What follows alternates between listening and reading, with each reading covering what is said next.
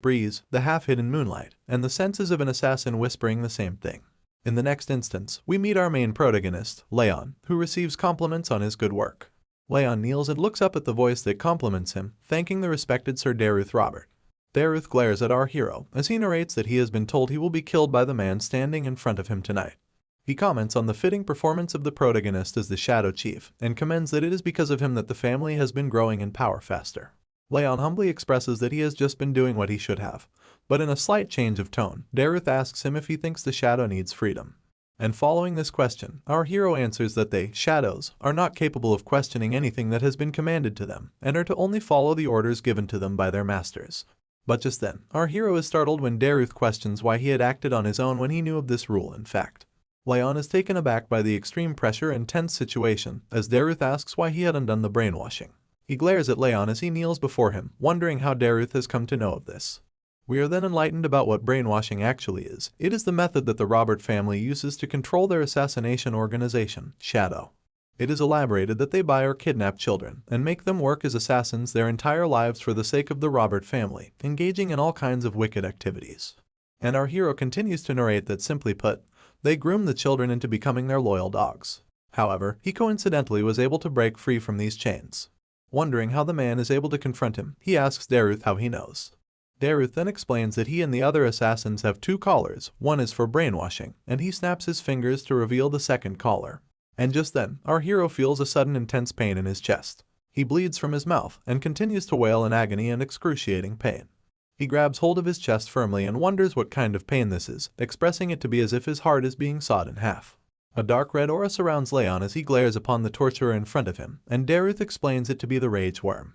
He explains that there is an insect in his body that eats away at his heart upon his command, and this is the worst kind of enchantment that there is, allowing them to look into the emotions of the slave. Rayon is startled and dazed in anger as he calls out at the sickening act, and he yells at Derus, questioning if brainwashing them wasn't enough that they had to feed them rage worms too. Derus, however, contradicts the fair and righteous comment as he tells himself to be thorough, and he elaborates that there is a saying that every person wears a mask. He continues to tell that his mask just happens to be thicker than others. This is when we get to know about the backstory of our hero. Rayon says that he was kidnapped at an age he does not remember, and he was raised as the Robert family's hunting dog. He solemnly expresses that he was the head of the Shadow, and lived his life without any emotions or a mind of his own. He continues that coincidentally, he was able to learn a breathing technique called the Fire's Ring, and to prove that this was the divine skill of the best swordsman, he broke free from the brainwashing. But he expresses that he thought he would be met with freedom, yet he wonders why he has had to meet with death instead. He dwells into deep despair as he questions his life, and wonders what kind of sins he has committed to die such a meaningless death. However, just then, something flares up his spirit and he picks himself up, gritting his teeth and determined that this cannot end like this. He stands up, startling and surprising Derus, who asks how he can even stand up in such a state. Rayon's eyes glow and he glares at his opponent, preparing himself to attack. He is determined to take his arm or even just inflict a small injury. Our hero bravely leaps forward and approaches his torturer, screaming in full spirit and fury, expressing he won't just die so pathetically. Derus sees the wrath of the slave approaching him, and he immediately raises his arm to counter. He slashes through our hero's body in just an instant.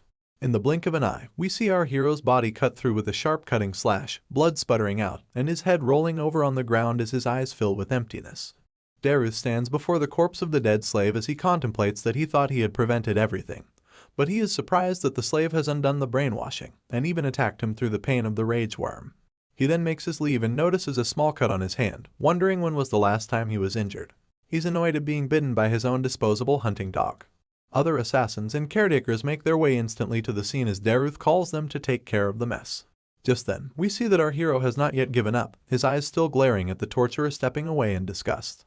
He contemplates the fact that Derus is the strongest, and there was no way he would have won against him. Our hero dwells in despair and hopelessness as he slowly lets go, thinking that there is nothing that he could have done. But just before he gives up, the realization dawns upon him, and he contemplates his regrets, expressing that he is upset about living a life without a reason, being humiliated and manipulated all his life, and that he cannot complete the Fire's Ring. He calls out desperately, exclaiming that he does not care if he fights a devil or a god, he wants to get revenge no matter what. That's when a charm starts to glow right beside him. A system window opens up, and displays that he has been chosen by rage, and his body will now be possessed. But then, the system window turns red, expressing that the body of the vessel has died, and chaotically displays an error on the screen. In a change of setting, we are brought to a sunny and bright field where birds are chirping, and the sun shines brightly. A woman's voice holds a toy in her hand as she calls for someone named Sunny to look at her, and a baby's voice echoes as he reaches out his hands at the woman, calling her mama. The woman asks the baby what he thinks the toy is, and the baby mutters the words, for his baba. The woman is in awe of the child and picks him up, holding him close to her chest, but the baby appears to be somewhat annoyed. The baby expresses that he still cannot get used to this, and the voice of our hero once again narrates, telling us that the woman cuddling him is Sylvia.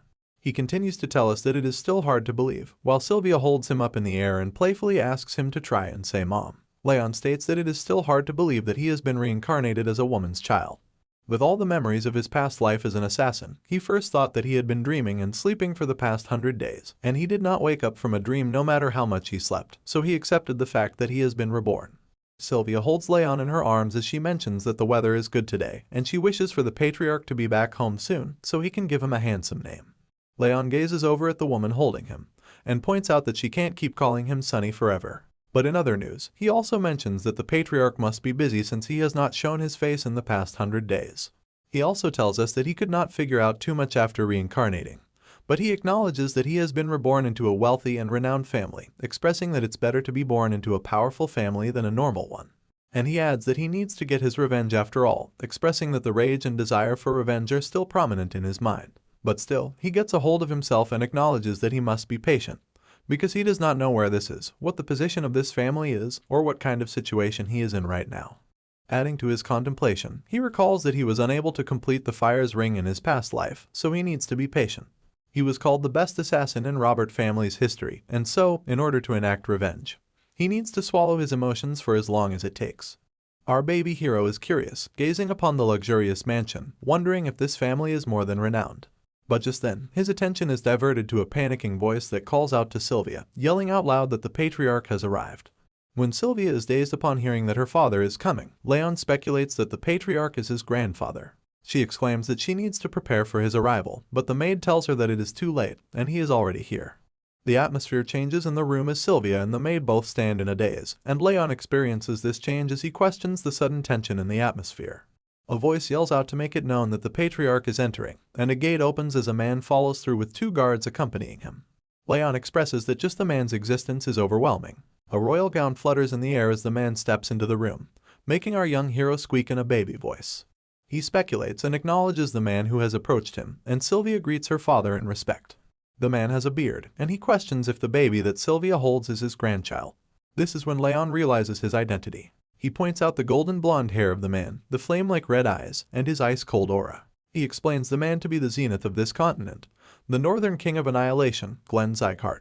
Our baby hero appears to be concerned and dazed as the patriarch gazes upon his grandchild, and wonders how the hell he got reincarnated into the most powerful family on the continent. Sylvia asks her father if he wants to hold his grandchild. All the while, our baby hero deems such a fate as ironic. Glenn, the esteemed patriarch of the house, exclaims that the baby will be named Rayon, suggesting that the meaning of the name is to live like a shadow, as if the warrior is there but also not there. Rayon's baby eyes widen at this statement. It's hard for him to process how he was given the same name as his past life. Night falls upon the land eventually, and moonlight shines through the room as Rayon pretends to be soundly asleep in his cot. But actually, he is wide awake and wondering if everyone else has gone to sleep. He sits up and contemplates the fact that after 100 days, he now finally has his chance. He elaborates that he was always sleepy. Every time he would wake up, Sylvia would always be by his side, ready to cuddle him up. That didn't allow him to use his mana, but now, finally, he is able to sleep in a separate crib. Sighing in satisfaction, he expresses that he should get started. He sits upright, crossing his legs to perform a certain stance, calling upon the fire ring ability. Our baby hero explains that this continent's normal training method uses breathing styles. One absorbs nature's energy and gathers the aura in the energy core. However, he adds that the fire rings he has obtained use a different path. Enlightening us about the workings, he elaborates that when a mage uses his energy, it shapes the heart's ring, growing his overall physical abilities and energy manipulation techniques. Because of this, he mentions that this type of breathing technique is the best to become a perfect martial artist. Moreover, this sort of breathing technique has the advantage over transcendents like Derus, who don't know its full capabilities. And so, he expresses that by using the fire's ring, one can grow their mentality and body. He desires that if he can make the Zieghart's swordsmanship his own, defeating and enacting revenge upon Derus won't just be a dream. Analyzing himself, he is skeptical, but he points out that it's because of such a premature body, filled with freezing energy, that his body felt cold even after sleeping for more than 20 hours. He closes his eyes to analyze how many places are blocked, realizing the number to be 9. He concludes that at this rate, he is going to die due to his circuits being blocked by the cold. He knows that he needs to break through them using the fire's ring, but he expresses that throwing away such highly pure cold energy is a waste, although he questions if he can fuse it with the fire's flow and circulate it throughout. Some time has passed, and our baby hero has concluded his training. Although he thinks that it is slow, he is still making very good progress. Just before he decides to move on to the next stage, he feels a bit agitated. He acknowledges that his body is tired, questioning the stamina of this premature body getting tired after such little training. But our poor baby can't help it, and he feels the weight of his eyes as he slowly closes them to sleep. Rayon has soundly slept in his crib, and this is when Glenn, the patriarch, emerges from the shadows to observe his grandchild. He raises his hand above Rayon's head, and small sparkles of energy twinkle around him. Night changes into day, and the sun shines upon the window of the huge and luxurious mansion. The cutest protagonist, Rayon, crawls on the floor muttering nonsense, and Sylvia follows him throughout, encouraging him to crawl a little more while playfully squealing in joy. But Rayon seems to be distressed and annoyed, expressing that playing with Sylvia is a pain. I mean, our dude has the mind of an adult, and playing and pretending to be a baby like this makes him want to kill himself. Sylvia, however, cannot have enough of cuddling with her child, as she fiddles with him and calls him playful names. All the while, our poor hero gets more and more annoyed, exclaiming that enduring the cold energy is better than this. This goes on when suddenly Sylvia is called upon by a strange voice, and her attention is diverted towards the man who calls for her. Her face immediately lights up as she turns to face the source of the voice and calls the person the saint. The saint takes a slight bow to pay his respects to the lady, but requests her to simply address him as sir. Rayon's eyes widen upon seeing the man. He wonders if the person in front of him is someone called the Saint of the Rags. And enlightening us with more background upon the characters, our hero once again narrates that the saint has divine power, medical techniques, and skills that can reach the ends of the world. However, he adds that although the man is the most famous physician, no one can see him due to his wanderlust. Coming up close, the saint gazes upon the baby, expressing that he came to see Sylvia after hearing about his birth, and he picks up Rayon to gaze upon him closely. He compliments the red eyes and the blonde hair of the baby that he inherited straight from his beautiful mother. He then asks the name of the child, and at first, Sylvia hesitates to answer, but she says that the name of the child is Rayon. The saint is taken aback, questioning if they named the child while knowing that it means shadow. Sylvia hesitantly agrees with the speculation, and the saint follows up with disappointment, not understanding what Glenn was thinking before naming the child. Rayon observes his expressions, as he notices that the two are being quite casual with each other. In his past life, he had heard rumors of the Northern King of Annihilation being friends with the Saint of Rags, and it seems to be true. Nevertheless, the saint holds our baby hero firmly as he smiles in joy, wanting to have a closer look.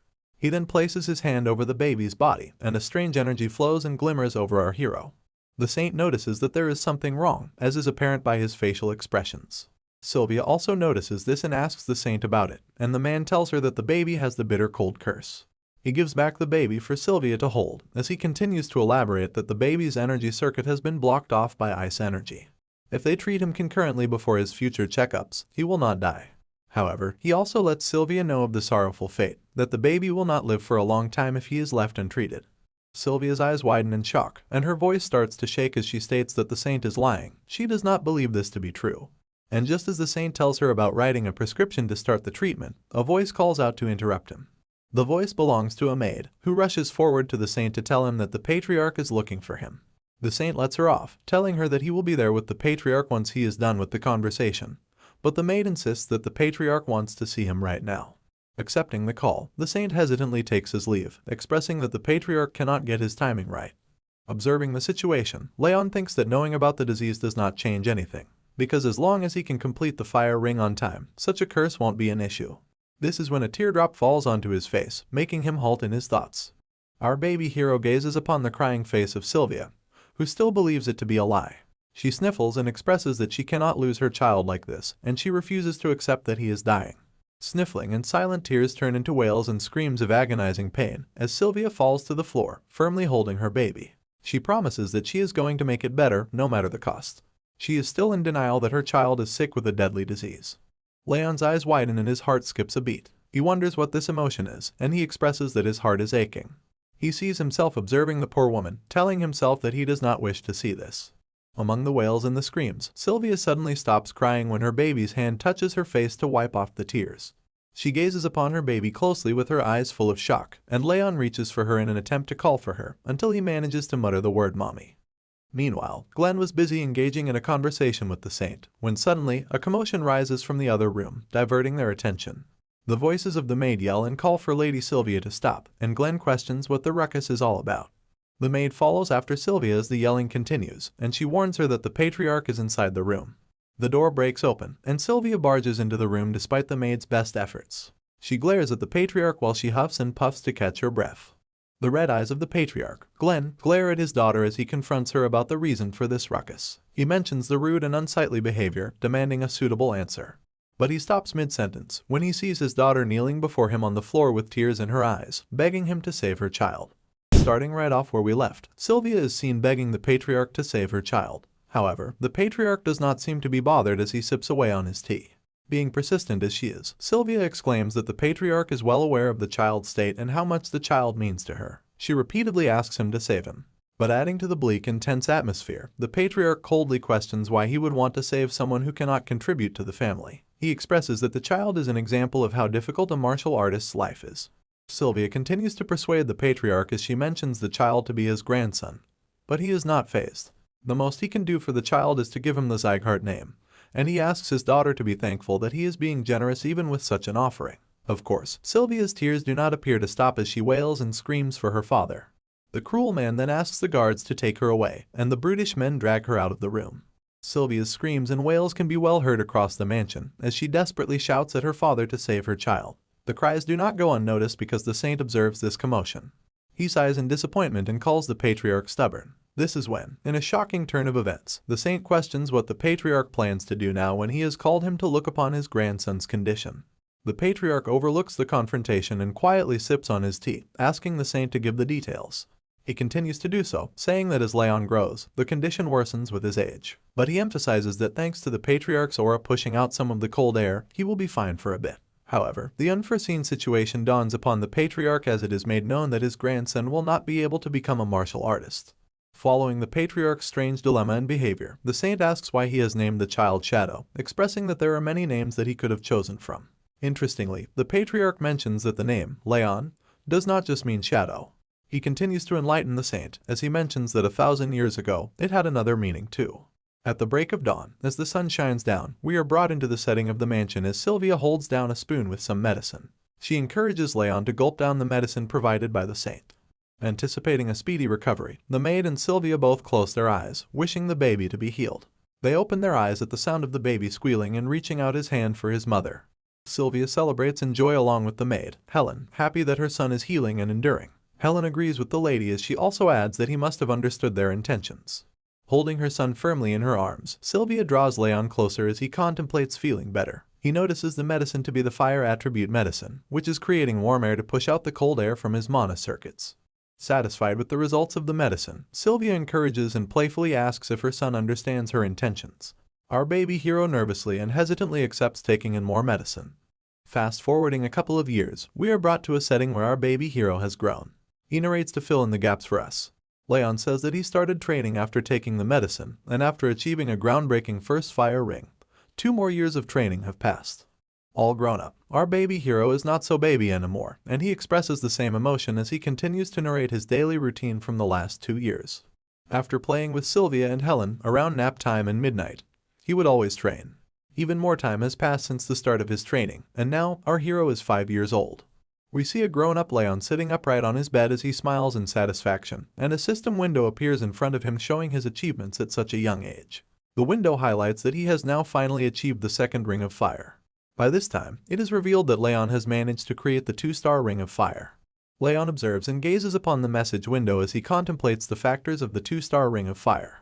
He elaborates that at this stage, the flames revolve in cross formation, and his energy observation gets more sensitive. The deep contemplation and celebration are, however, interrupted by Helen, who calls for Rayon, expressing that he is up early this morning. She asks if she can take his laundry, and Rayon approves. He observes Helen work her way through his laundry, as he realizes that she cannot see the message window appearing before him. And now we learn, as Rayon tells us, that the message windows first started appearing when he obtained the 1-star fire ring. In a flashback, our hero narrates that he did not know what it was at first, but he soon realized it to be a comfortable status window that lets him check all his stats.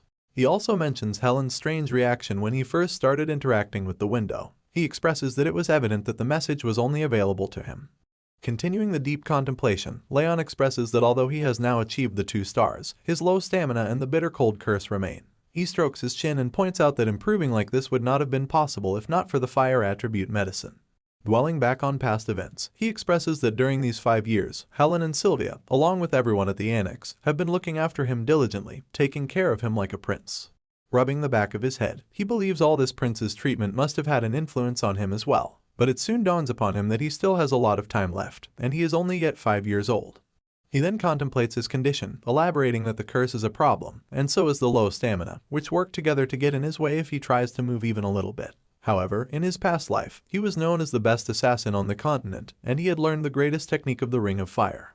Our hero draws a ball of fire that revolves and hovers in his hands. He plans that once he completes the Ring of Fire, using his past experiences, the weaknesses will soon be gone forever. He adds that upon learning the Zieghart's swordsmanship, he will be able to slay Derus' neck. But as Derus is one of the strongest transcendents on the continent, Rayon knows that he won't be able to keep his mind stable if he goes insane from revenge.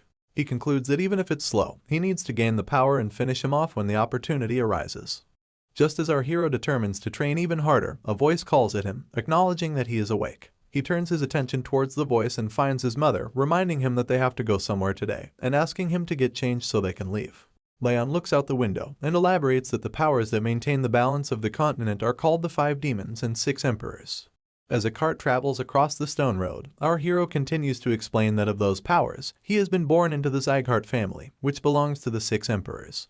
He adds that the emperors demonstrate a positive influence, while the demons threaten the peace of the continent. He also explains that there are several other powers outside of these, and so there happens to be a judgment ceremony to determine if these powers are good or bad. The cart falls into the gates of an annex, as Rayon expresses that today is the zieghart family's judgment ceremony. The gossiping mouths of the families that have already arrived at the ceremony echo throughout the hall as they chat and engage in meaningless conversation. The gossiping continues as they call out to other families and their sons. Just when there is talk about Sylvia and her son, it is seen that Sylvia walks into the hall with Rayon holding her hand. The chatter in the hall rises as they call Sylvia an outcast. The cold faces of the families in the hall glare upon Sylvia as she walks in and observes the cutting eyes of the families that stand before her. As Rayon walks along with his mother into the hall, the chatter continues, and they point out at Rayon, gossiping about his height and the rumors of him being sick being true. There is refusal and denial in the words that cut through Sylvia's skin. She hears people questioning why the outcast's son is participating in the judgment ceremony. The people express their hatred as they exclaim that they did not want to see the two, for it drops the ceremony's standards.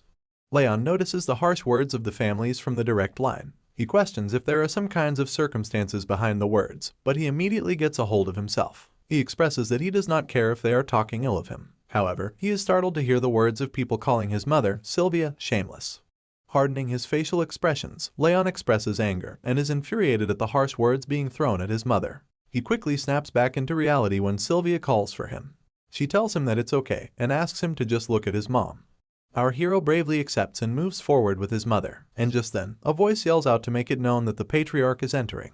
He contemplates the long time since he has seen his grandfather, as our hero gazes upon the shiny attire that the patriarch holds as he walks up to his throne. The powerful presence of the patriarch is known as he sits on the throne and the announcer yells out his name. Glenn acknowledges that everyone has arrived at the ceremony, and Rayon glares upon what is to happen next. The patriarch's hand swishes, and a giant sword appears before the people in the hall. Rayon is taken aback in nervousness as he questions if it is the sword of judgment. And then, the heavy voice of the patriarch calls out for the judgment ceremony to begin. Glenn Zieghart has made the judgment sword appear in front of the audience for the judgment ceremony, which our hero explains that upon placing one's hand on the stone sword, the sword determines the mana ability that they possess. Glenn glances upon the audience when the announcer calls for the name of Baron Zieghart to begin the ceremony. Baron sits up enthusiastically at his call to be acknowledged. Rayon observes Baron approach the stone sword, and he explains that from the age of 4, the skull of the child begins to close up, and from then on, the child's mana ability remains stagnant. Loud and shining energy flares up around the hall atmosphere as Baron holds his hand upon the stone sword. Rayon adds that this place is where the judgment ceremony takes place to determine the kid's mana ability. Green energy illuminates the hall, and applause follows as the audience discusses and judges the light that is being emitted. They conclude it to be the wind ability of great quality and applaud the boy. The patriarch also commends the great ability, commenting it to be an attribute well suited for a swordsman and encouraging the child to channel the wind forth. Next up, a boy from the vassal family of Rayon is announced to come forward, and he sits up to acknowledge his call. Observing and judging the different patterns and interactions, Rayon concludes and explains that how far the light travels indicates the mana's purity, while the mana's attribute is determined by the sword's tip. He elaborates that this is how the zieghart family determines their talent.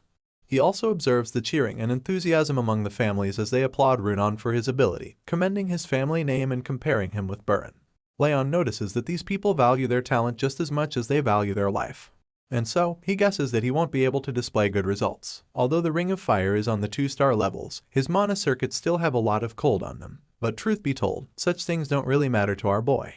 Just in time, the announcer lastly calls for our hero, and he feels the intense glares and sights of disgust that the families portray at him. The patriarch joins this sentiment, and Rayon is called forward. Sylvia smiles and calls for her son to proceed, and Rayon obeys. He knows that he does not anticipate extraordinary results, he just needs to find a mana attribute that best suits this body. Sylvia guides Rayon as she tells him to do the same as the other kids, and Rayon listens. He steps forward and sighs nervously, before placing his palm on the stone sword. Surprisingly, a loud golden light is emitted through the stone sword, and our hero's eyes widen at this sight. He wonders what this light represents. The light blinds his vision, and he instead sees a sight of a man standing in front of him with demonic creatures observing from the side. He questions what all of this means. Demonic creatures glare viciously over the man standing in front of them, and Rayon sits behind for cover as he witnesses this strange phenomenon. He wonders who the man is that stands in front of him, and before he could muster another thought, the man holds up a shiny sword that glows brightly illuminates the sky. The man swings the sword with full force as he grips the handle firmly, and the sword strikes through the demonic creatures that approach him while wailing in agony. A loud blast follows right after, and Rayon snaps back into reality to acknowledge the task at hand, the stone sword. Just as he glances over at the sword, he is taken aback to find out that the light that emitted has not even made it to the halfway mark. Laughter and hysteria follow right after as the families taunt Rayon for his light reaching such a low point, not to mention that it doesn't even have a color. The patriarch remains silent, observing the unfortunate outcome of his grandson's ability. Sylvia approaches Rayon to comfort her son, and reassure him that he has done his best. But the harsh words of the families cut like blades as they walk through the shame. They question if Rayon is truly a descendant of the zieghart family and taunt him, suggesting that he might have only inherited the red eyes and blonde hair. The patriarch observes the humiliating commotion and calls out for the laughter and hysteria to stop. Naturally, the people immediately quiet down in fear of the patriarch's heavy voice. He calls off the ceremony and asks the families to return. One by one, all the families leave with their capable children, feeling proud. And shortly after, everyone leaves as the doors close shut behind them. Glenn sits on his throne in disappointment beside the stone sword, towering high in the hall. He calls for his warrant, mentioning that it can't be helped for his grandson. He dwells in regret over the incident, when suddenly, the golden light shines and illuminates the hall once again. His eyes widen at the unforeseen sight. The golden light flares and blazes through the hall, forcing the patriarch out of his throne to acknowledge the might of the light emitted from the stone sword. He recognizes this golden light. It's the signature aura of the zieghart family's first patriarch, which displayed transcendental fire power that could melt even the flames of the demonic realm. Gazing upon the book to find enlightenment, Glenn, the patriarch, elaborates on the golden mana and golden flames, mentioning it to be a one-time occurrence throughout the history of the zieghart. He reads of the mana of dense golden light, which is blindingly beautiful and radiantly shiny. This is when the realization dawns upon him, and he notices the golden flame-like light emitting from the stone sword to be the golden flame aura. His eyes widen at the shocking sight. At this point, all he could do was stand there in a daze, nothing more and nothing less. Abruptly switching settings, we see our hero grow twofold since the last time we saw him, once again gazing upon the message window to take a glance at his stats. He reaches out his finger at the screen, wondering if it is time for him to reach the 3-star Ring of Fire already. Narrating over the scene, he tells us that 7 years have already passed since the judgment ceremony, and he has now turned 12 years old. He explains that with consistent training, he is now at the doorstep of reaching the 3 fire rings. His tolerance for water attributes has also risen to being 2 stars, so the coldness in his body has disappeared, improving since it first started, but still rendering our hero unable to move. Moving forward in the present, Rayon plans to begin training soon, when suddenly, Sylvia's voice calls at him, and she approaches him to ask why he is not ready for the occasion yet. She asks him to leave quickly before they get late. Rayon obediently agrees with his mom, and contemplates the fact that the second judgment ceremony has come to face him once again. He annoyingly exclaims that he will have to see those bastards from the direct line of families. The concept of time in this universe really is twisted, because we are once again brought back to the judgment ceremony hall. The voice of the announcer commends the last family competitor and calls for the judgment ceremony's end. Rayon wonders if it is because it's the judgment ceremony of the indirect bloodlines today that the ceremony has ended earlier than expected. This is also when the patriarch calls for his name. And acknowledging the patriarch, Rayon addresses his call. Glenn confronts Rayon for not responding to the basic training orders that he has been receiving for the last month, but our hero is confused and dazed at the sudden confrontation. He does not know what the patriarch is talking about. Just then, Sylvia walks in to address the concern, pleading that Rayon still has a lot of cold energy left in his body for him to endure training. She exclaims that he is different from other children. Rayon, on the other hand, is taken aback at the fact that his mother knew of this, but not him. Despite Sylvia's desperate attempts, the patriarch coldly denies to entertain any such thoughts, emphasizing that this is the Zieghart's land, and there are no exceptions for the one named in the Zieghart family. He expresses that if one cannot walk, they must crawl in order to train. Sylvia continues her desperate attempt, and her voice shatters down as she pleads the patriarch for a bit more time. But once again, the patriarch does not like to play around. He confronts and questions her if she will leave the family once again with the child.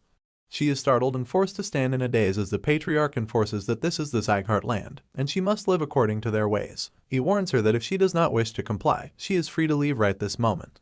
Falling into deep despair and regret, she recalls all of her past mistakes. All the while, she hears the harsh words of the people, taunting her and calling her names, claiming that she will run away again. But this time, she won't have any more energy cores to destroy. The words cut through her skin, and she is shattered when the people shame her for being from the direct bloodline. Observing his mother's expressions, Rayon understands why she gets treated so harshly. It is because she had abandoned the family once before. He explains that Sylvia has had traces of learning martial arts, but no mana energy. He tells us that after breaking her own mana circuits and energy core, she had left to marry his father, who had died while she was still pregnant, leaving her no choice but to return to her family. Rayon understands that a member of the direct lineage that had left on her own and came back crawling would be treated poorly. However, he steps up in front of the patriarch, making his emotions of anger clear. Now, he is her son, and he cannot watch her mother get treated so harshly. Looks like a confrontation is imminent, but will our hero's grandfather actually show him mercy for standing up to his mother? In spirit and determination to protect and shield his guardian, Rayon walks up the hall to confront the patriarch, while Sylvia desperately calls for him to stop this madness. She yells that she will fix everything once again. Denying his mother's wish, Rayon walks up in front of the patriarch and sheds light on the matter. He expresses that, as the patriarch has ordered, he will begin his training next month.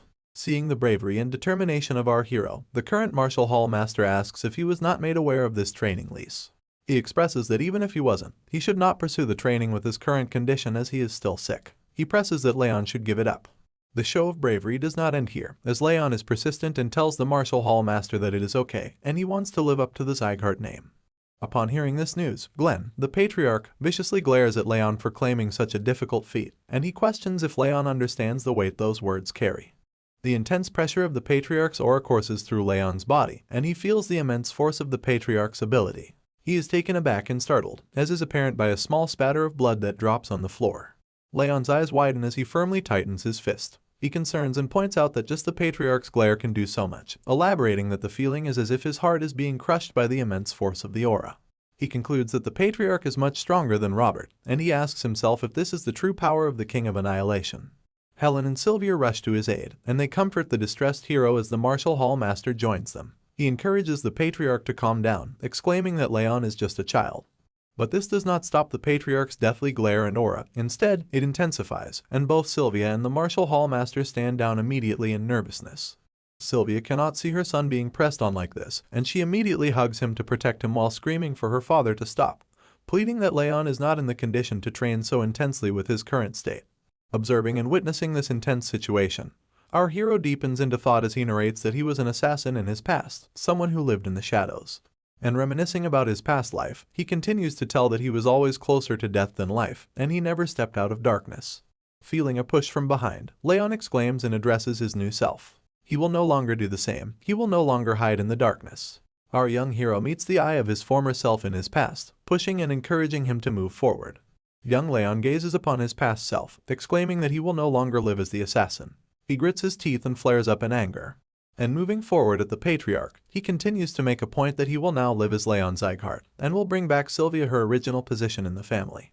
Yelling at the patriarch, Rayon confronts him as he tells him that he was raised in a separate building of the residence, and he does not know how high in the societal ranks the Zieghart family is, so he suggests that he would like to learn that through training.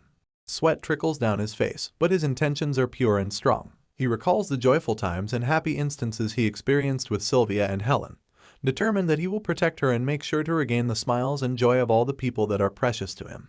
Glenn questions if the young boy wishes to judge the Zieghart family's standards through training, and gathering up all the strength he has left, Rayon stutters and shakingly tells that he does not have any other choice.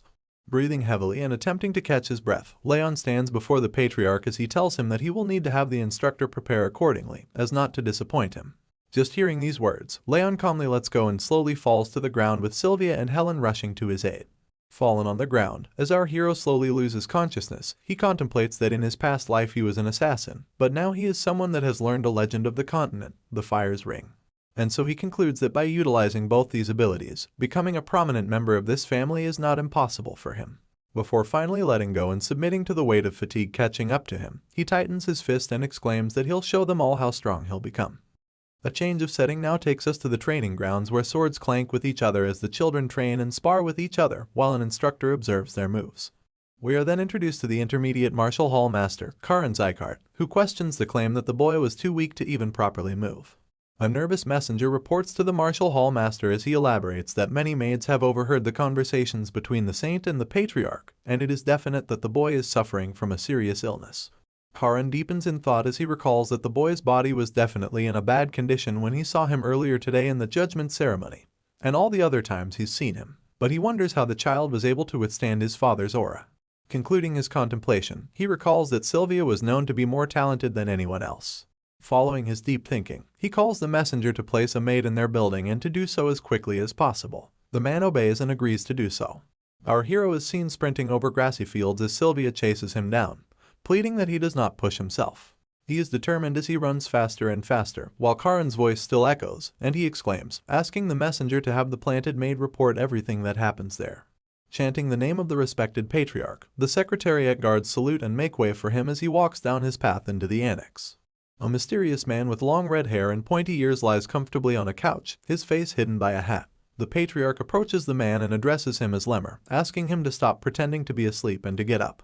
Lemmer sits up immediately at this call and commends that the patriarch really is amazing. This is when we are introduced to the brilliant sword, Lemmer Dias. He elaborates that the patriarch is the only one his sleeping techniques don't work on. Glenn expresses concern that Lemmer, as the head instructor, is wasting his time on such nonsense while all the other instructors are working hard. Lemmer answers this concern by playfully telling him that they are only following his orders and are working with their bodies, while he works with his head.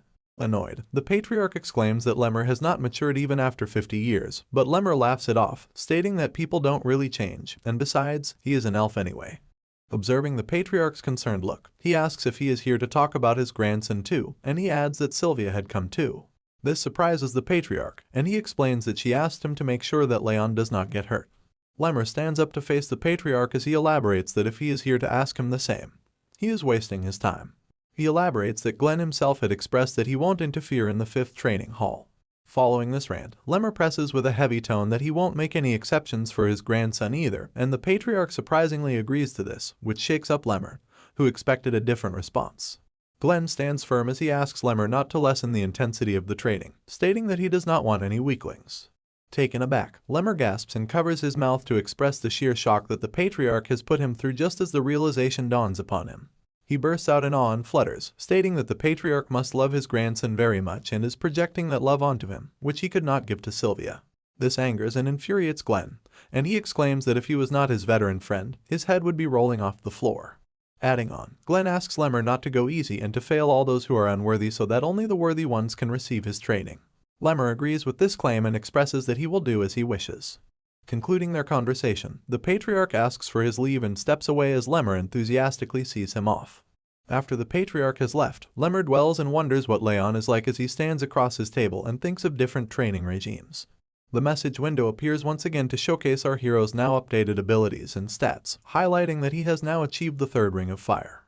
Our hero is a sight for sore eyes, and we see him once again as he interacts with the message window. He smiles to contemplate his achievement and expresses that the 3-star rings really do feel different. He explains that his sensitivity has increased, and his mind feels a lot clearer. Recalling where we left off, he sees Sylvia helping him up as she scolds him for pushing too hard on the first day. Narrating over this memory, Rayon elaborates that thanks to Sylvia stopping him at the right moment, his body is now becoming more flexible. He gazes upon the message window to tell that this magical status window is also quickening the growth. But this is not the right milestone for him, and he expresses that the Zieghart's training is infamous for its difficulty.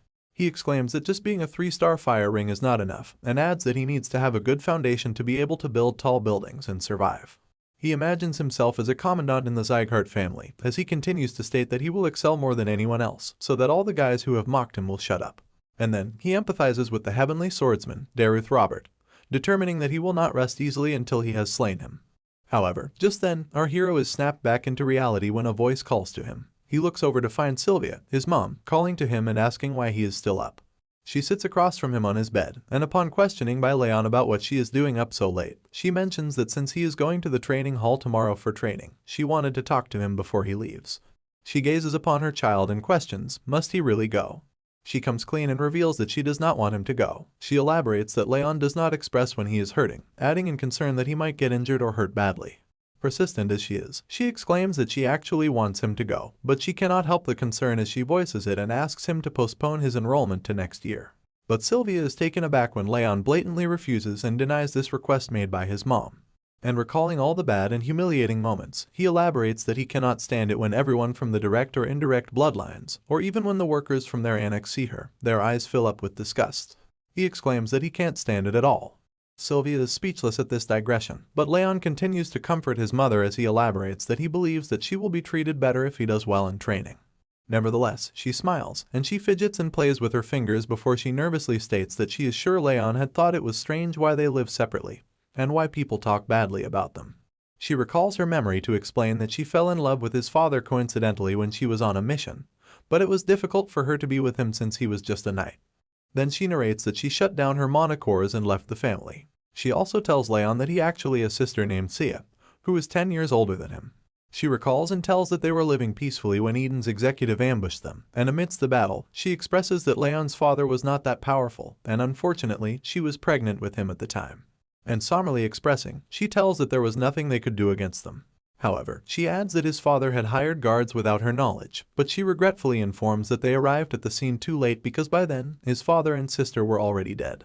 She concludes the story, elaborating that this is why she came back to the family, not knowing what to do and why the family treats them like sinners. Adding on, she tells him that she really could not say anything against it. Rayon thinks about this whole situation and deems his mother selfish. Elaborating, he tells that she threw away her responsibilities in the name of love and came back crawling to be saved. He expresses that he now understands why the family treats her so coldly.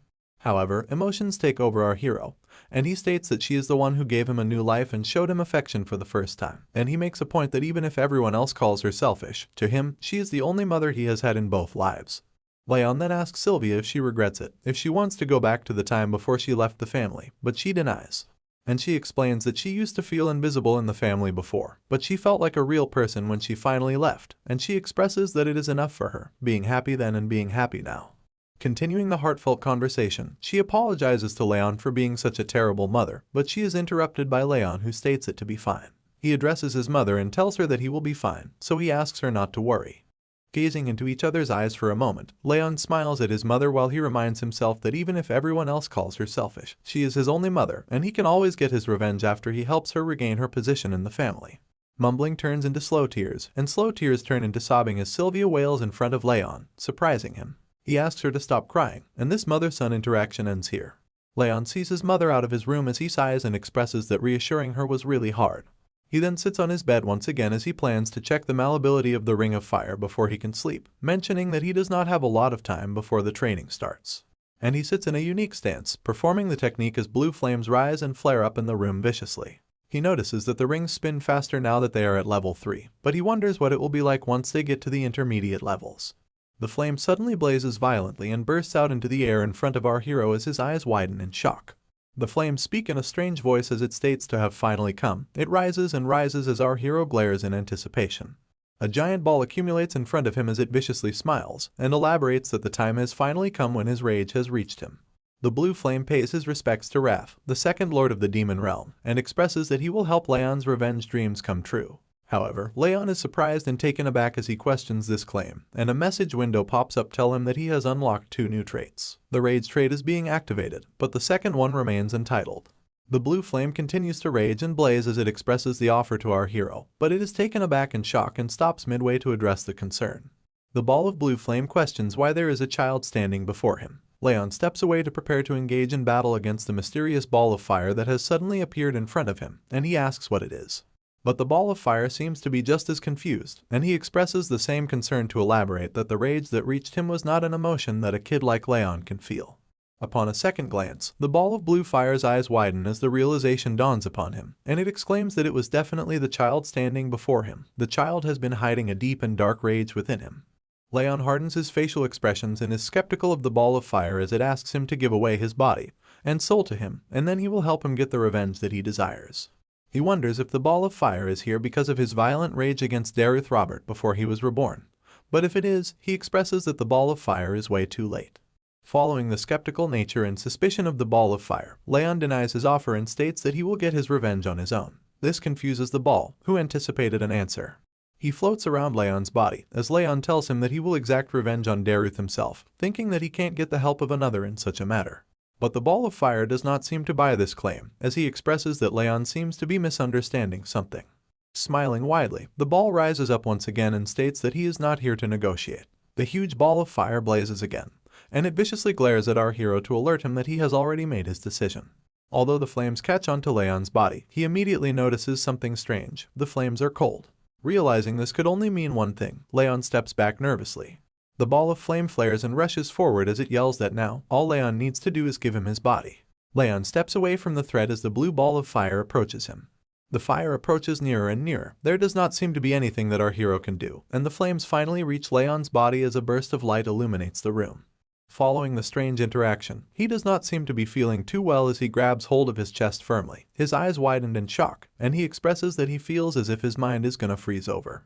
He wonders if it is the attribute of cold that is causing this strange and uncomfortable feeling.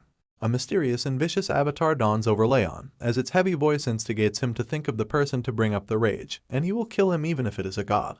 Shivering and shaking, Rayon rubs his hands over his arms, curling up into a ball as he expresses that he is able to endure the attack somewhat thanks to his water attribute tolerance ability, but he realizes that this attack is not just cold. Adding on, he elaborates that the mysterious entity is consistently stimulating his rage. Awful and torturous moments from his past life constantly replay in his head, as he is reminded of the pain he has endured and the days he has spent in torment. The mysterious man hollows over near to our hero's ear, as he exclaims that he will break the man's skull and eat up on his flesh, and so, Rayon gives up on his body and lets the man take over. Recalling the joyful moments he has spent with the maids and his mother, Sylvia, he worries about what will happen to them if he gives up his body to this strange entity that has appeared so suddenly. He grits his teeth in frustration, determined to not let go so easily, and he exclaims that he cannot let him have his body no matter what happens. The blue ball of fire has once again appeared before our hero as it hovers over him and continues to persuade him by saying that it would have been easier for him to give in to his rage and accept the entity. But he is just holding on for no reason at all. He exclaims that he was going to minimize the damage since he was going to use his body, but our hero leaves him no choice. It expresses that it will just swallow Rayon whole without waiting any further, and it seems like the situation is worsening. It's apparent by the look on Rayon's face as he attempts to catch his breath, and he expresses that it feels like his body is going to break into pieces. Holding on to dear life, our hero expresses regret, realizing that he is almost at his limit and he'll end up dying at this rate if he does nothing at all to survive. But just then something clicks in Rayon's head as his eyes widen and the realization dawns upon him. He grips his hands together and grits his teeth to give it his all, elaborating that if he could endure the cold due to his water tolerance attribute, then he might be able to reduce the pain in his body and mine through the ring of fire. Noticing it to be the only option he has left to survive, our hero musters up all his strength to counter the cold. And his move works as the heat from the ring of fire slowly pushes away the cold from Rayon, surprising the ball of blue fire. He groans in frustration, seeing a child push away and counter his attack. He expresses that even if it hasn't been long since he has awakened, a feat like this is impossible. His annoyance is further elevated at the fact that the foe is just a human child. Sweat trickles down Rayon's face as the cold slowly goes away and the heat of the ring of fire intensifies. He glares at the ball of fire and warns that he will get revenge on his own, without needing to let a ghost use his body. The blue ball of fire is offended by this statement as it rages and blazes violently at our hero. He questions how dare the human child call one of the great demon lords a ghost. Playfully teasing the entity, Rayon asks why he hasn't been able to kill him if he is a lord of the demon realm. He continues to tease and taunt the lord as he states that the lord of the demon realm isn't anything special, and he suggests that he just disappears. Infuriated at this insulting interaction, the ball of fire starts growling at Rayon. Observing and recalling the demon lord's words, Rayon realizes that he is said to have just awakened, which could possibly mean that the ball of a demon lord has yet to restore his full strength. Rayon's deepening thoughts over the strange lord of the demon realm are broken off by a message from the system window that notifies him of special abilities that have been unlocked. Gazing upon the message window in curiosity, he finds his stats to be shown in a number format. At this realization, the lord of the demon realm freaks out, yelling that it is his authority, and he questions why the little boy has it. Our hero asks if the blue ball of fire has anything to do with the sudden change in the format of the message window, and although the ball frowns at first, it affirms that he has made the system, and he annoyingly questions why it is with him. Feeding into his curiosity, Rayon once again asks what kind of system it is, but the demon lord has no interest in revealing anything to him. But he finds himself immediately taken aback and dazed when Rayon answers his own question to express that it might be for quicker progress. The blue ball of fire blazes in rage and confusion as he wonders how the little boy knows. Rayon, on the other hand, blatantly glares at the spirit in front of him, concluding that he can't even hide his emotions at all. Contemplating over the mysterious workings of the system, our hero mentions that he too had thought it to be strange that his Ring of Fire ability was more effective than in his past life, but now he realizes that it was because of the system. Filled with rage and frustration, the spirit of the demon lord flares violently as he demands that the little boy gives up his authority and body to him. But just as he continues to press on our hero, he sees a powerful energy blow coming towards him, and he immediately dodges as the attack flows right through its hollow spiritual form. Enraged even more, he asks what the little boy is doing, and Rayon gleefully expresses that he has hit him with mana just in case. Observing the outcome of the attack, he notices that the spirit of the demon lord does not have a physical body, which would mean that aura won't work on him either. And considering the fact that no one else has come rushing in after the ruckus they have caused, it's apparent that he's probably the only one who can see or hear this spirit. Having enough of the little boy taunting and playing with him, the blue ball of fire is fed up and yells at Rayon before flowing directly at his wrist. Rayon's eyes widen as he flinches at the sudden hostile movement, but he is taken aback again when the blue ball of fire has now turned into a bracelet with ice crystals for beads. And even in the form of a mere bracelet, the lord of the demon realm does not shy away from shit-talking. He exclaims that it hasn't been long since his seal has been undone, but his powers will return soon, and then no one will be able to stop him. He warns that he will stick with Rayon till the day he dies. Our hero is nervous. He expresses the entity to be a leech, but he is afraid of the system going away if he tries to take him off, and he is also concerned about what he might do to Sylvia and Helen. But concluding the interaction, he glares at the bracelet once again, determining that it might be better to keep him close and watch him. He will just restrict him, and hope that he grows stronger fast enough before him.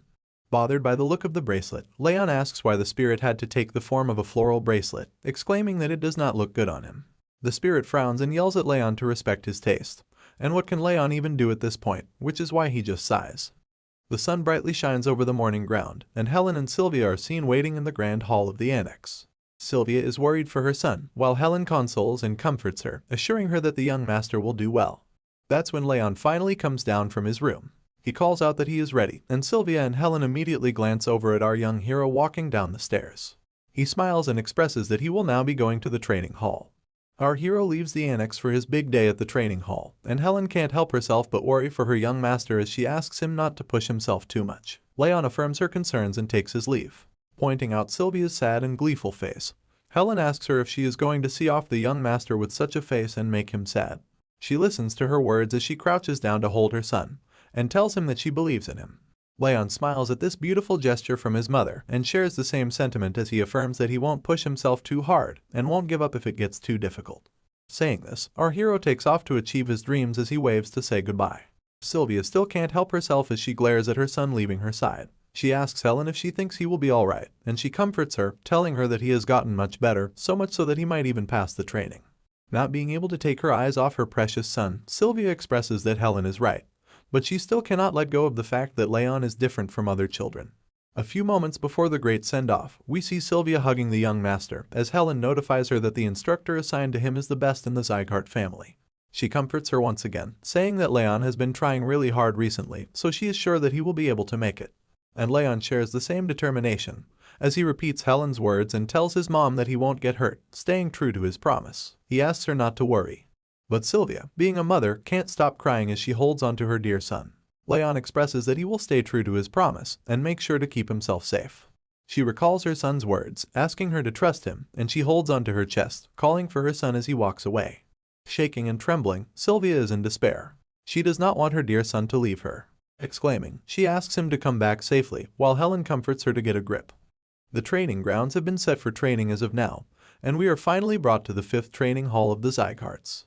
Numerous young participants walk up the walkway into the training hall as they converse to ask where they are from. A group of 2 siblings, in particular, are seen walking as they smile and mention that their father and mother told them to get into the top 10. Walking among the huge crowd of aspiring martial artists is our hero, Rayon, and he is also a bit surprised to see the number of people present. He elaborates that it's not just people from the Zieghart family's direct and indirect bloodlines, but also recommended students from the vassal families and outside. Having a look around, he recalls that according to Helen, there are a lot of people this year, so the 6th training hall is also helping out. This is when he overhears students chuckling and whispering about, calling and pointing fingers at him. He looks over his shoulder to find students laughing and whispering as they make fun of him, expressing that he looks weak and fragile. The students also make fun of the floral bracelet, calling forth the spirit of the blue ball of fire, as it enrages and flares violently in question at the insult. Rayon walks calmly up to the 2 kids as the blue ball of fire flows around them. He exclaims that the kids are parasites that do not know humility, and he will rip out their eyeballs and crush their spirits if they don't shut the fuck up. Instead of buzzing around like mosquitoes, Rayon wants these brats to say everything to his face. This unexpected confrontation shakes up the students as they immediately turn back to face Rayon. He confronts and asks the students if they do not know the saying of not speaking ill behind someone's back, especially if they cannot say it to their face. The kids are taken aback in fear as they mumble to point out that Rayon is degraded to living in an annex, and he isn't even from the direct bloodline. But he will not be fazed by the harsh words, as he simply mentions that the students too are from the indirect bloodlines, which does not give them the right to question how he dares to confront them. The students snap and are enraged at Rayon talking back at them. They exclaim that such is the tone someone uses when they're talking to a person below their own rank. And in a fit of frustration, one of the kids rushes forward to grab our hero by the neck as he cocks back his fist to attack.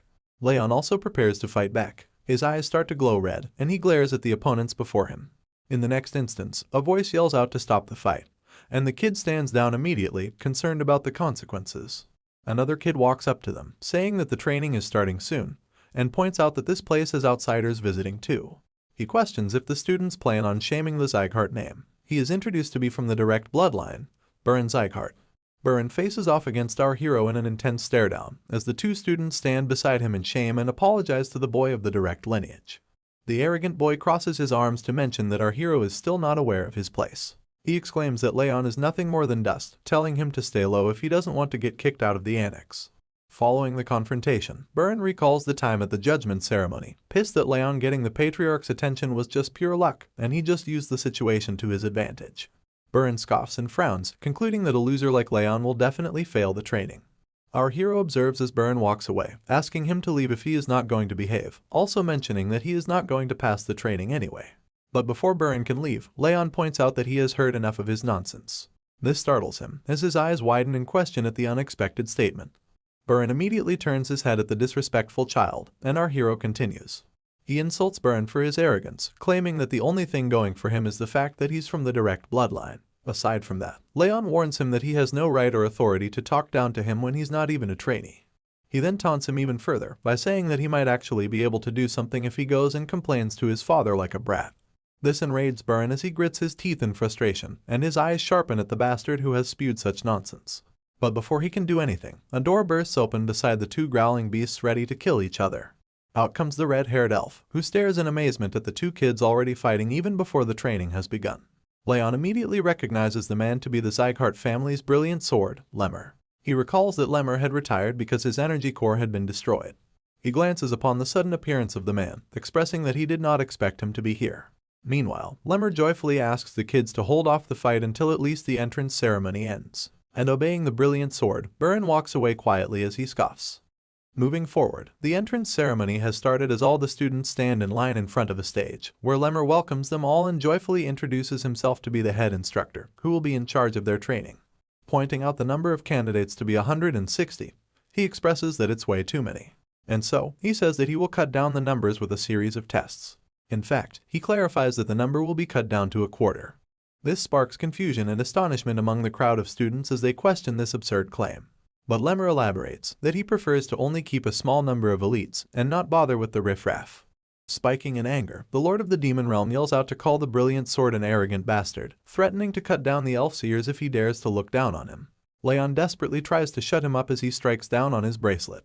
Lemmer casually sits and rocks on his chair upon the stage as he expresses that his word is considered law on the training grounds. If anyone has a problem with what he has to say, they can take it up with the Patriarch.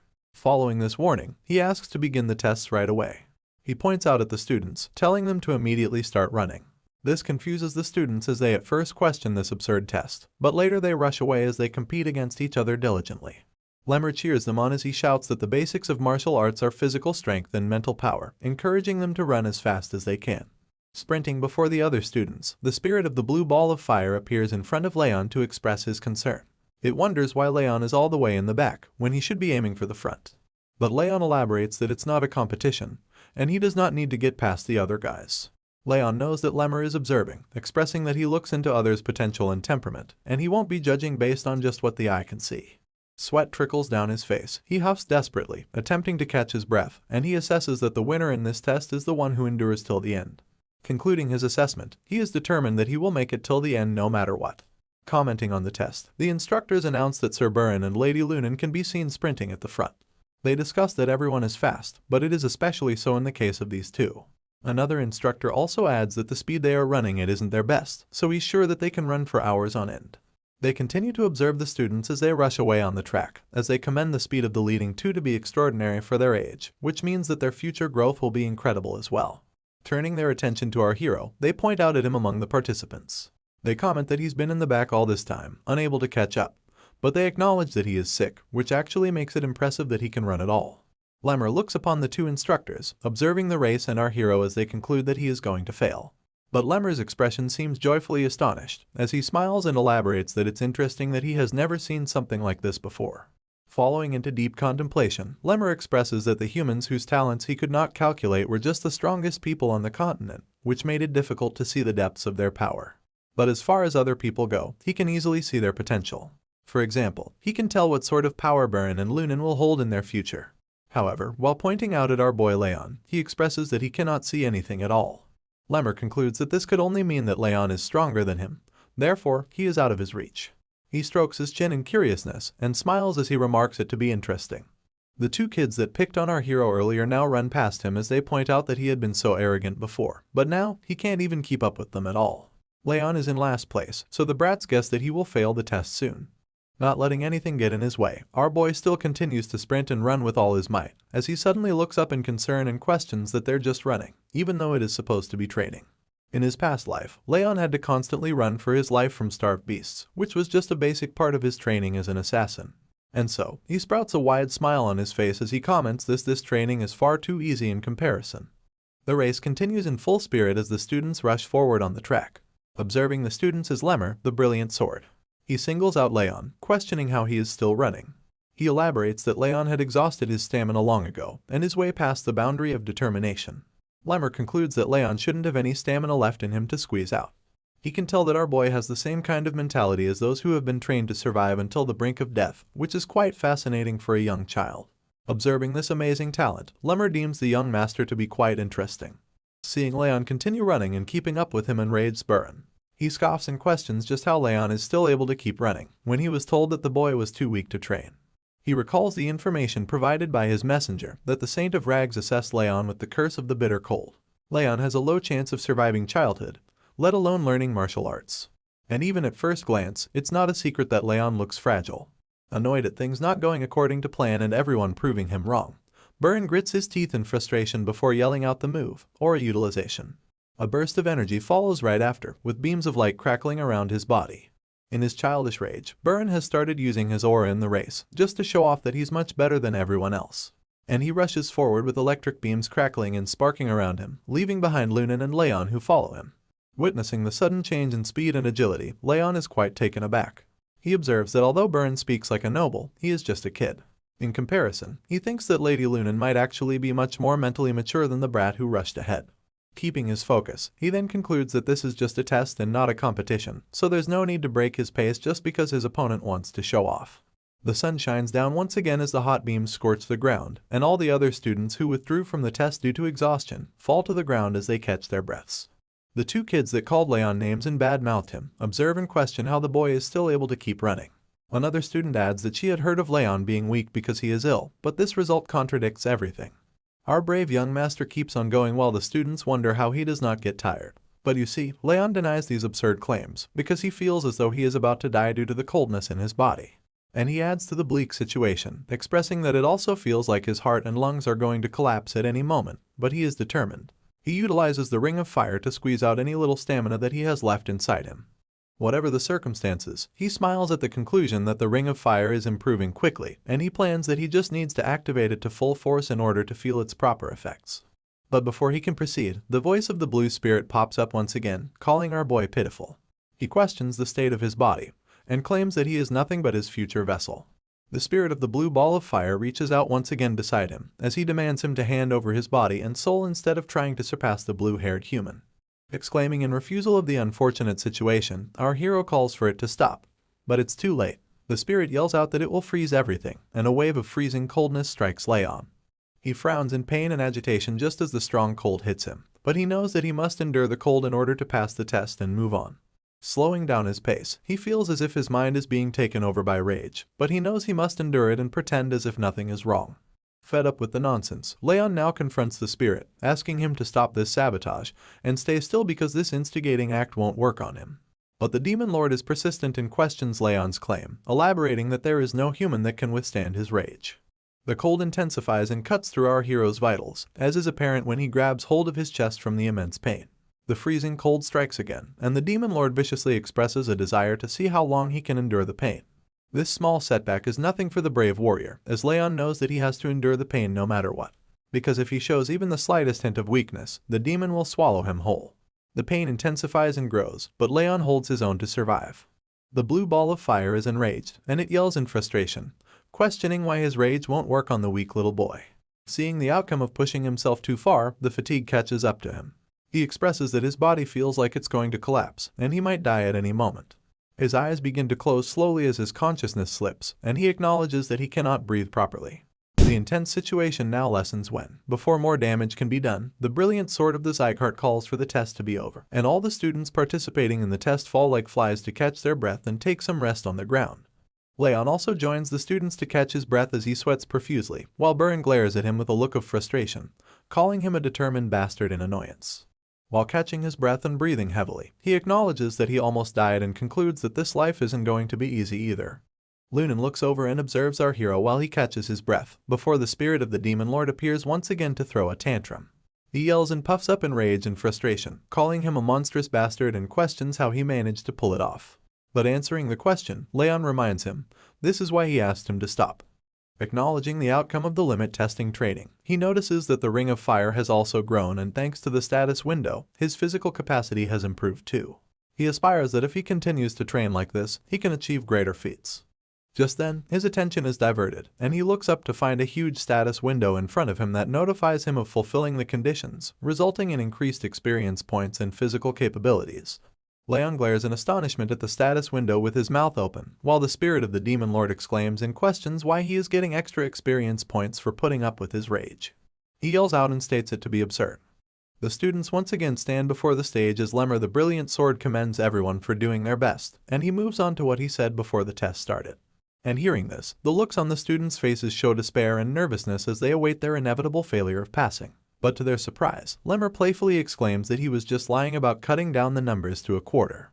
This results in a loud and collective gasp from the students, which then transitions into yelling as the students enrage and express that they ran like hell because he said that. But Lemmer elaborates that he cannot fail so many people on the first day.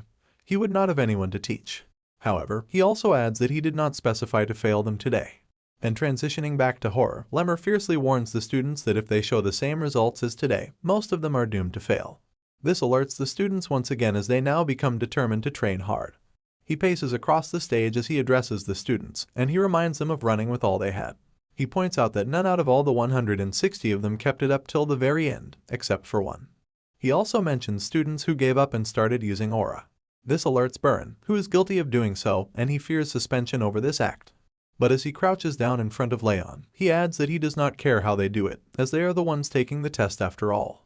And he makes an okay sign up front of Rayon as he continues to tell them that if the students do as he says, they won't fail the test. But he also mentions that it won't be easy either. Moving on, he now faces the students once again and addresses them to tell that they are now provisional trainees, but will become official trainees once they pass the tests they will take in the next 6 months. He joyfully mentions that he is going to pick the top trainees, although he won't be the one to rank them. Calling off the trainees, Lemmer lets them go and guides them to the top quality dormitories provided by the Zieghart family, mentioning that there is a training center next to it too. Tree leaves flutter and the sun shines through the forest. We are now brought to the forest near the training hall, as Lemmer walks up to a mysterious figure in royal attire that awaits his arrival. Lemmer the Brilliant Sword winks and addresses the person in front of him as he states that someone has taken up his napping spot, and he reveals the person to be the Patriarch. Glenn, the Patriarch, acknowledges Lemmer's arrival and immediately asks him what had happened. And he slowly walks up to him as he asks the Patriarch why he is asking him, when he himself was here the entire time to witness the whole thing. But continuing with his statement, Lemmer explains that the Patriarch knows he has great eyes and can see the future and children. Elaborating, he tells that Burin and Lunan are greatly talented, as they already knew, and the other children also have a lot of potential to become great pillars of the family. But he adds that he cannot see anything in Rayon. The Patriarch proceeds to acknowledge this information, while Lemmer adds that he was sure Rayon was out of stamina, which he questions and asks how he was able to keep on running. He also tells the Patriarch that it is the first time after him that he has not been able to see anything in someone. And he expresses in joy that his life has been very boring ever since his energy core had been ruined. But this is going to be interesting. Hearing what he came to hear, the Patriarch leaps off of the stone that he stands on as he tells the Brilliant Sword, Lemmer, that being a trainee instructor is what he had wanted, and as he walks away, he asks him to focus on his duties and not get distracted. Lemmer obeys the Patriarch, but he also mentions that he believes there is going to be someone this year to whom he can leave his future, but the Patriarch disagrees and states it to be just a coincidence. He exclaims that the child cannot become a martial artist. Seeing the Patriarch off, Lemmer acknowledges this statement and smiles, before he exclaims that the Patriarch knows very well that it's not just a coincidence. Sighing and finally having the rest he needed, our hero sets off to the training center now that the test is all over with. 2 students glare and observe him as he steps away, and the blue ball of fire is amazed that Rayon does not seem to stop training. The group of students that stand behind Rayon as he walks away glare viciously at him with murderous intent, and as the sun sets over the training grounds, they exclaim it to be impossible. 2 students rally on about how there's no way Rayon held on for that long, when they had heard that he was sick. They go on while the yellow-haired man from the indirect lineage, zieghart, gleefully assesses the situation. Crane addresses the situation and adds that he had heard Rayon had some kind of miracle medicine, elaborating that the Saint of Rags gave him one long ago. This follows up with a shocking response from the 2 trainees who question the Saint giving him this kind of boost. They scream out to conclude that this means Rayon had been dependent on the medicine to run that long, and he had the gall to show off. Concluding their assessment, Crane suggests that they go and teach the arrogant bastard a lesson for using cheats against them in the training. Transitioning right into the act of words, our hero is seen being slammed into a tree as he groans in pain. He slides down to the ground under the pale moonlight and asks why the group of students is doing this to him, but Crane scoffs and questions this statement from Rayon. The other 2 students yell out and point at Rayon as they elaborate that he got his direct lineage title taken away, but he is all arrogant because of some miracle medicine. They claim that if he did not have the miracle medicine given to him by the Saint of Rags, he could not have run that much today at the training. They go on to question how dare he use such dirty tricks, but Rayon assesses the rage and anger the students are feeling, as he concludes that they are mad over something stupid. Proceeding with the confrontation, they start to prepare and stretch to launch an attack, as they ask the young assassin not to be scared because they are just here to talk. Crane leads the group as they stand before Rayon and threaten him. He asks him to rest assured as this kind of thing happens often, before he rushes forward at the young assassin, exclaiming that the instructor asked them to talk more to each other. Rayon slowly stands up, while the spirit of the Lord of the Demon Realm questions if he is just going to stand there, listening to them talk to him like that. He also mentions that he is supposed to be his vessel, but he expresses that it's not that big of a deal. However, in a shocking turn of events, Crane is struck away with a punch to the face as the vicious glare now transfers over to the brave warrior, Rayon. A loud gasp follows right after as the 2 students are shaken up from the unexpected outcome, and this expression is also shared by the spirit of the Demon Lord, who had once closed his eyes to not see the unfortunate circumstance that might befall on his vessel. Crane is blown away and falls to the ground before the 2 students who turn their heads in shock, and they take a glance at their fallen leader who got defeated with just one punch, while Rayon expresses the same threatening tone. He questions their claim to talk, and he viciously glares once again to ask them to talk if they wanted to, so badly. The two students rush forward, giving it their best and attempt to hurt the talented trainee, but their attempts are futile because they are no match for the once best assassin in the world. Seeing the group fall to their knees, another student calls upon them to question what they are doing. He then takes up the mantle to take on the bastard as he rushes forward to strike a punch, while questioning the other's ability to defeat Rayon. But before he can finish his sentence, his face meets with the fist of our hero as he falls to the ground as well. Rayon continues to effortlessly defeat all the opponents that come charging at him, while the spirit of the demon lord watches in awe and remarks that his vessel is doing exceptionally well, calling the scene to be magnificent. The beaten-up students now beg for mercy as they fall to the ground and give up their hostile behavior to the one they called a bastard. In a threatening act of violence, Rayon steps on Crane's hand as his wails echo throughout the forest trees, and he states to ask one more thing of him before he lets him go. Of course, Crane obediently wills to answer, falling under the agonizing pain as his voice stutters when he speaks. Rayon questions who was the person that made them do this, and he immediately mentions if it was Buran. Crane snaps and is alerted upon hearing his name, but he mumbles that they did this without the young master knowing, and he is not related to this at all. Our hero seems to be confused and he expresses that such an answer is unexpected when he thought Buran hated him, but he concludes that maybe the guy is not too far gone. And following the confrontation, he questions Crane if he is safe to assume that he would not go on telling others about their conversation. Once again, Crane immediately mutters to agree to the terms. However, just then, the bully is grabbed by his hair and brought closer to Rayon, where he glares viciously into his eyes to tell him that he better avoid him if he does not want to have another conversation with him. Filled with fear and horror, Crane immediately mutters that he will not even step on the young master's shadow. Rayon lets him go, asking him to go away if he understands.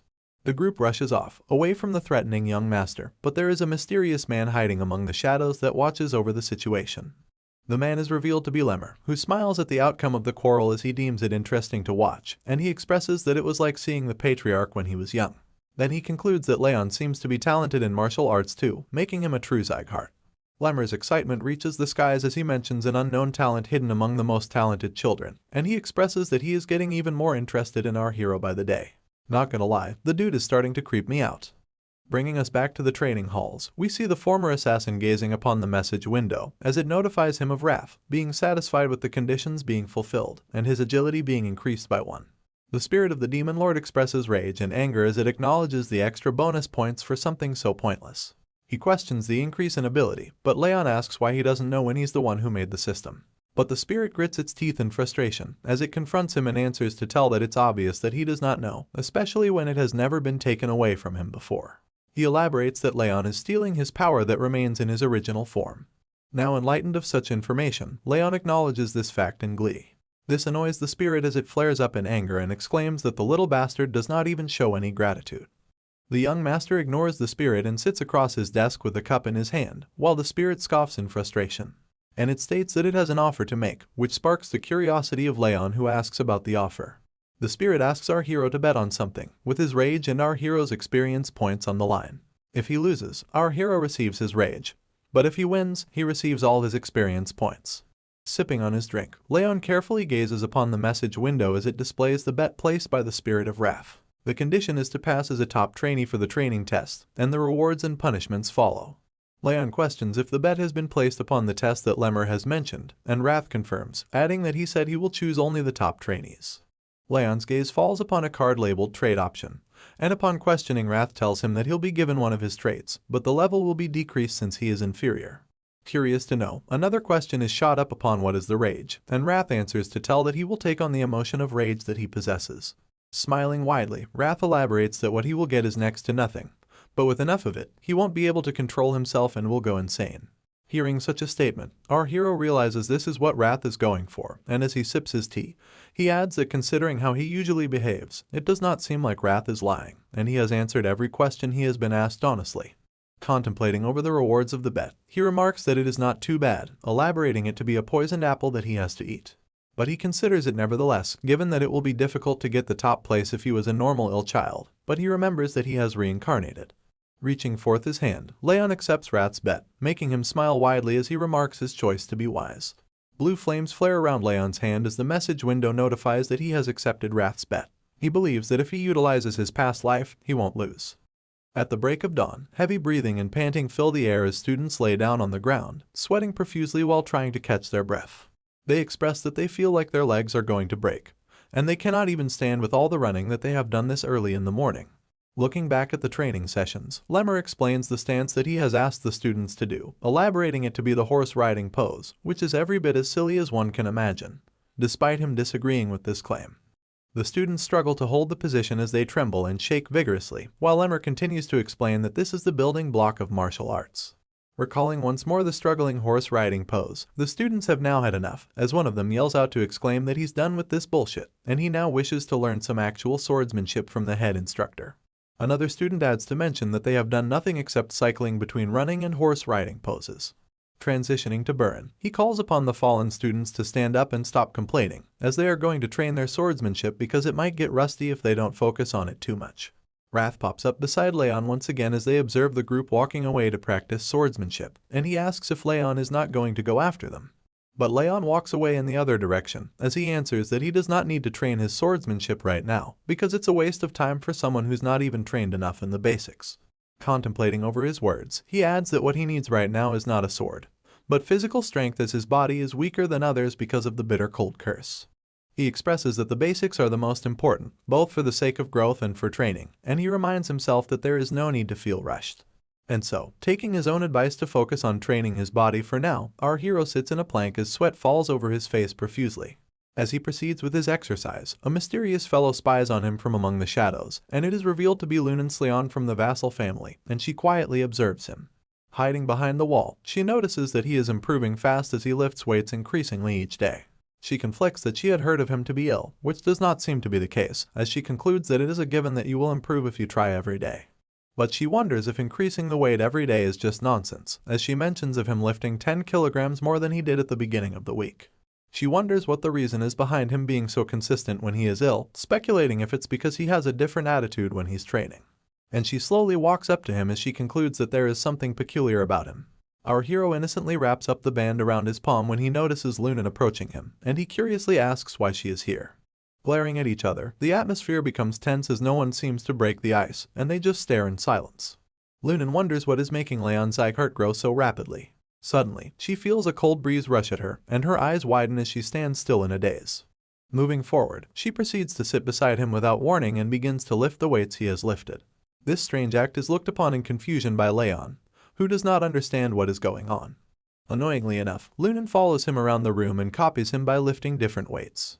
While she does this strange act, she thinks to herself, it's not imagination. She elaborates that ever since she smelled that scent from Rayon, the cool and pleasant scent, her body has felt lighter. She further explains that thanks to this strange phenomenon, she was able to lift a lot heavier than she usually can. The former assassin is curious to know what is making her act in a strange manner. So, he calls upon her to ask if she has something to tell him, but she blatantly denies it. Not thinking much of it, he walks away silently while Lunan continues to walk after him, concluding that she might have to follow him around a bit more. Buran enters the room with the other students as they observe Lunan following around Rayon. There is no expression whatsoever on his face, while the other students scoff and question why such a girl is following around a guy like him. He then grabs hold of a wooden stick as he claims that the bastard is just wasting his time, and that kind of repetitive training has no point. He elaborates that Rayon is weak, so he needs that kind of basic training. But Baron believes that even by doing something like that, he cannot reach the same level as them. Adding on to his assessment, he says that he does not know what the test will entail, but he expresses that in order to prepare, it's better to train in swordsmanship, at least for the sake of their own individual martial prowess. Calling upon his friends, he walks away as he asks them to ignore the bastard from the indirect lineage, and the results of the test will speak for themselves. While Rayon is training, an unknown student walks up to him and calls his name. He introduces himself as Dorian and asks if he can train next to him and Lunan. The outsider contestant, Dorian, expresses that he wants to learn the correct procedure, but Rayon tells him that he really does not care. Shuffling around his bag, Dorian thanks Rayon for letting him train next to him. As a token of appreciation, he hands him a cookie to try. But refusing to have the cookie, he proceeds to offer it to Lunan, who sits beside him. However, he is taken aback in nervousness when he sees her eyes sparkle in awe at the mysterious food item that lays before her. Handing over the cookie to Lunan, he confusingly expresses her to be another unique one in the party. Leaves flutter away into the sky, signifying the time that passes by in the blink of an eye, and our hero trains diligently, running on tracks, lifting weights, and making sure he does everything to be in the best shape possible. Others are also shown to be working hard and doing their best to prepare for the test that might eventually decide their future. Rayon now once again runs on the tracks as he pants and huffs for air. He narrates that it's been 6 months since they began training, adding that he ran every day until he was ready to die, and the backs of those that he saw in front of him while running are no longer there. However, he elaborates that when he breathed out a shaky breath and looked up, there were only 2 people left in front of him. Moving on, he tells us that after all that, finally, the morning of the test day has come, and families of the participants are seen walking into the arena as they anticipate their children's success. An announcer greets everyone gathered in the arena as his voice echoes through the large area, and he elaborates that the guardians are all here to watch the event unfold. He also alerts them to follow his instructions carefully, and as Rayon stands idly, Wrath appears before him to remind him of the bet that he had made all those months ago. And with a wide smile, he expresses that Rayon was not able to surpass the 2 that are ahead of him. He warns him to be ready to take in his rage. But the young warrior is not fazed by the threatening words, and he shoos away the spirit of the demon lord as he expresses that this test is different, and they don't know for sure yet. Diverted towards Dorian, he then notices him laying down on the ground, and he asks what he is doing. Dorian has a look of despair on his face as he explains that he is nervous because of the test that is today and he had not slept all night. Seeing him fall into despair and agitation, our hero steps forward to address the situation and comfort him when Lunan approaches him and offers him a cookie to try, which he refuses. Just then, he exchanges looks with Burn who passes by him, and he annoyingly acknowledges the odd people that surround him. Among the crowd, Sylvia excitedly calls for Helen to look at her young master as she exclaims in awe at the strong and confident warrior. Helen also adds that he has endured 6 whole months of hard training, and she acknowledges the 2 students around him as she expresses that he has made some friends too, which she elaborates is not surprising to him because of his warm personality. She goes on to express that the young master Rayon has always been so thoughtful, ever since he was young, and acknowledging that he has even made friends makes her feel proud of him too. Listening to Helen's strong words, Sylvia smiles in awe of her child, when suddenly this heartfelt moment is disturbed by the sudden call for the patriarch's entrance. Slowly stepping into the arena, the bright red attire and shiny blonde hair make a statement which intimidates the observing audience as they question his sudden appearance. Zieghart prepares to sit on his throne as the attendees bow down to him, and the audience expresses that he has never come to watch the test unfold before. The brilliant sword of the Zieghart family, Lemmer, also expresses concern as he asks about the patriarch's sudden appearance. Acknowledging the questionable looks on the family's faces, Glenn states that this is an event that chooses the future of the family, and he questions why they act as if he shouldn't be here. Lemmer nervously then elaborates that it is not why he asked, and he expresses that the patriarch is always welcome on the training grounds. Wasting no time, the elf then announces that since the patriarch is already here, they will now quickly begin with the test, and he will now announce the details of this test. A green leaf falls to the ground, following the green aura that bursts out and falls upon the students that stand before Lemmer.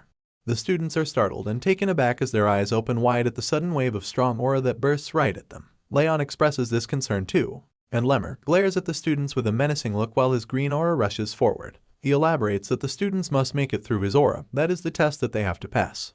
Continuing with the test, Lemmer elaborates that aura is inherent to a martial artist, and this test will judge the student's worth as a martial artist.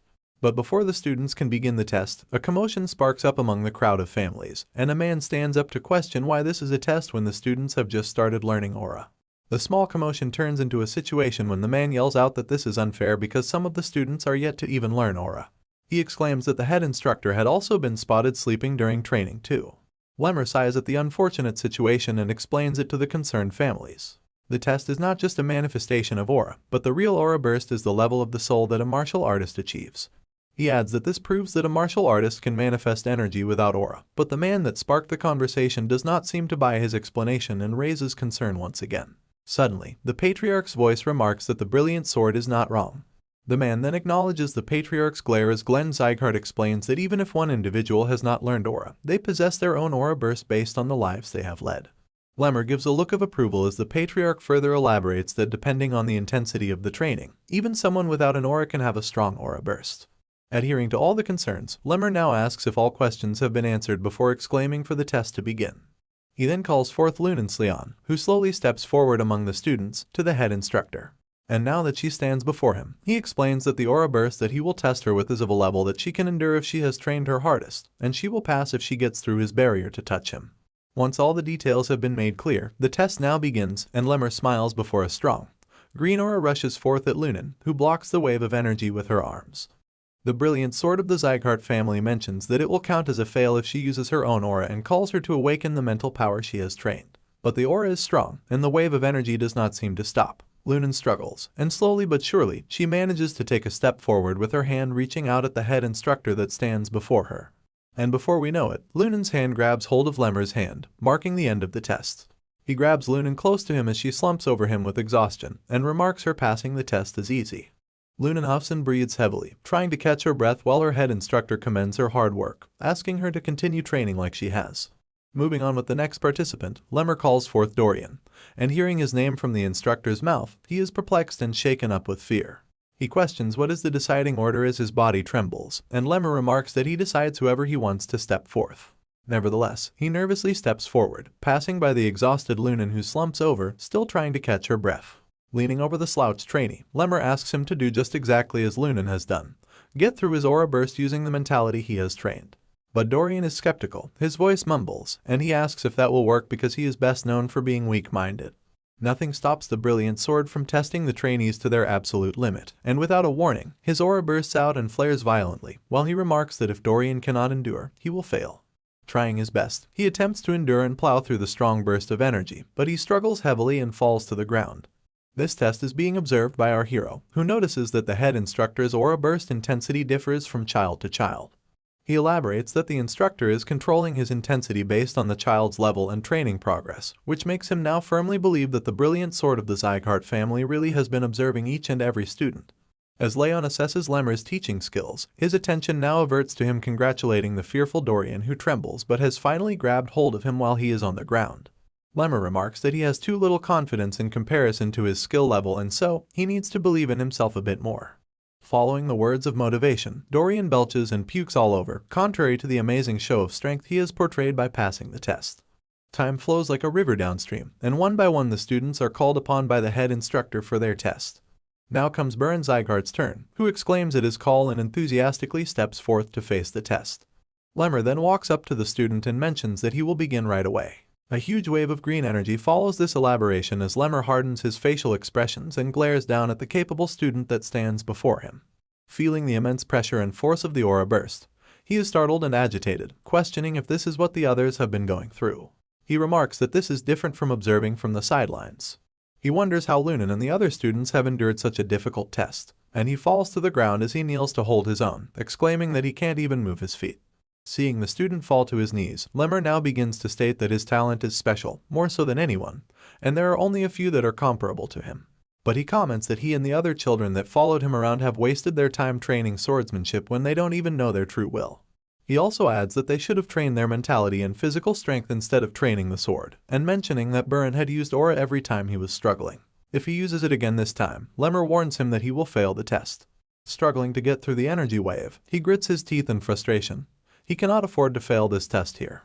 Falling back into a flashback, we are told how his father looked at his brother on the day he kicked him out. He remembers the cold and cruel look in his father's eyes. He exclaims in fear he will also be abandoned if he does not get through this. This boost of adrenaline, backed up by fear and anxiety, pushes the student to rush forward in desperation. And finally, he grabs hold of Lemmer's leg, being called upon to pass the test.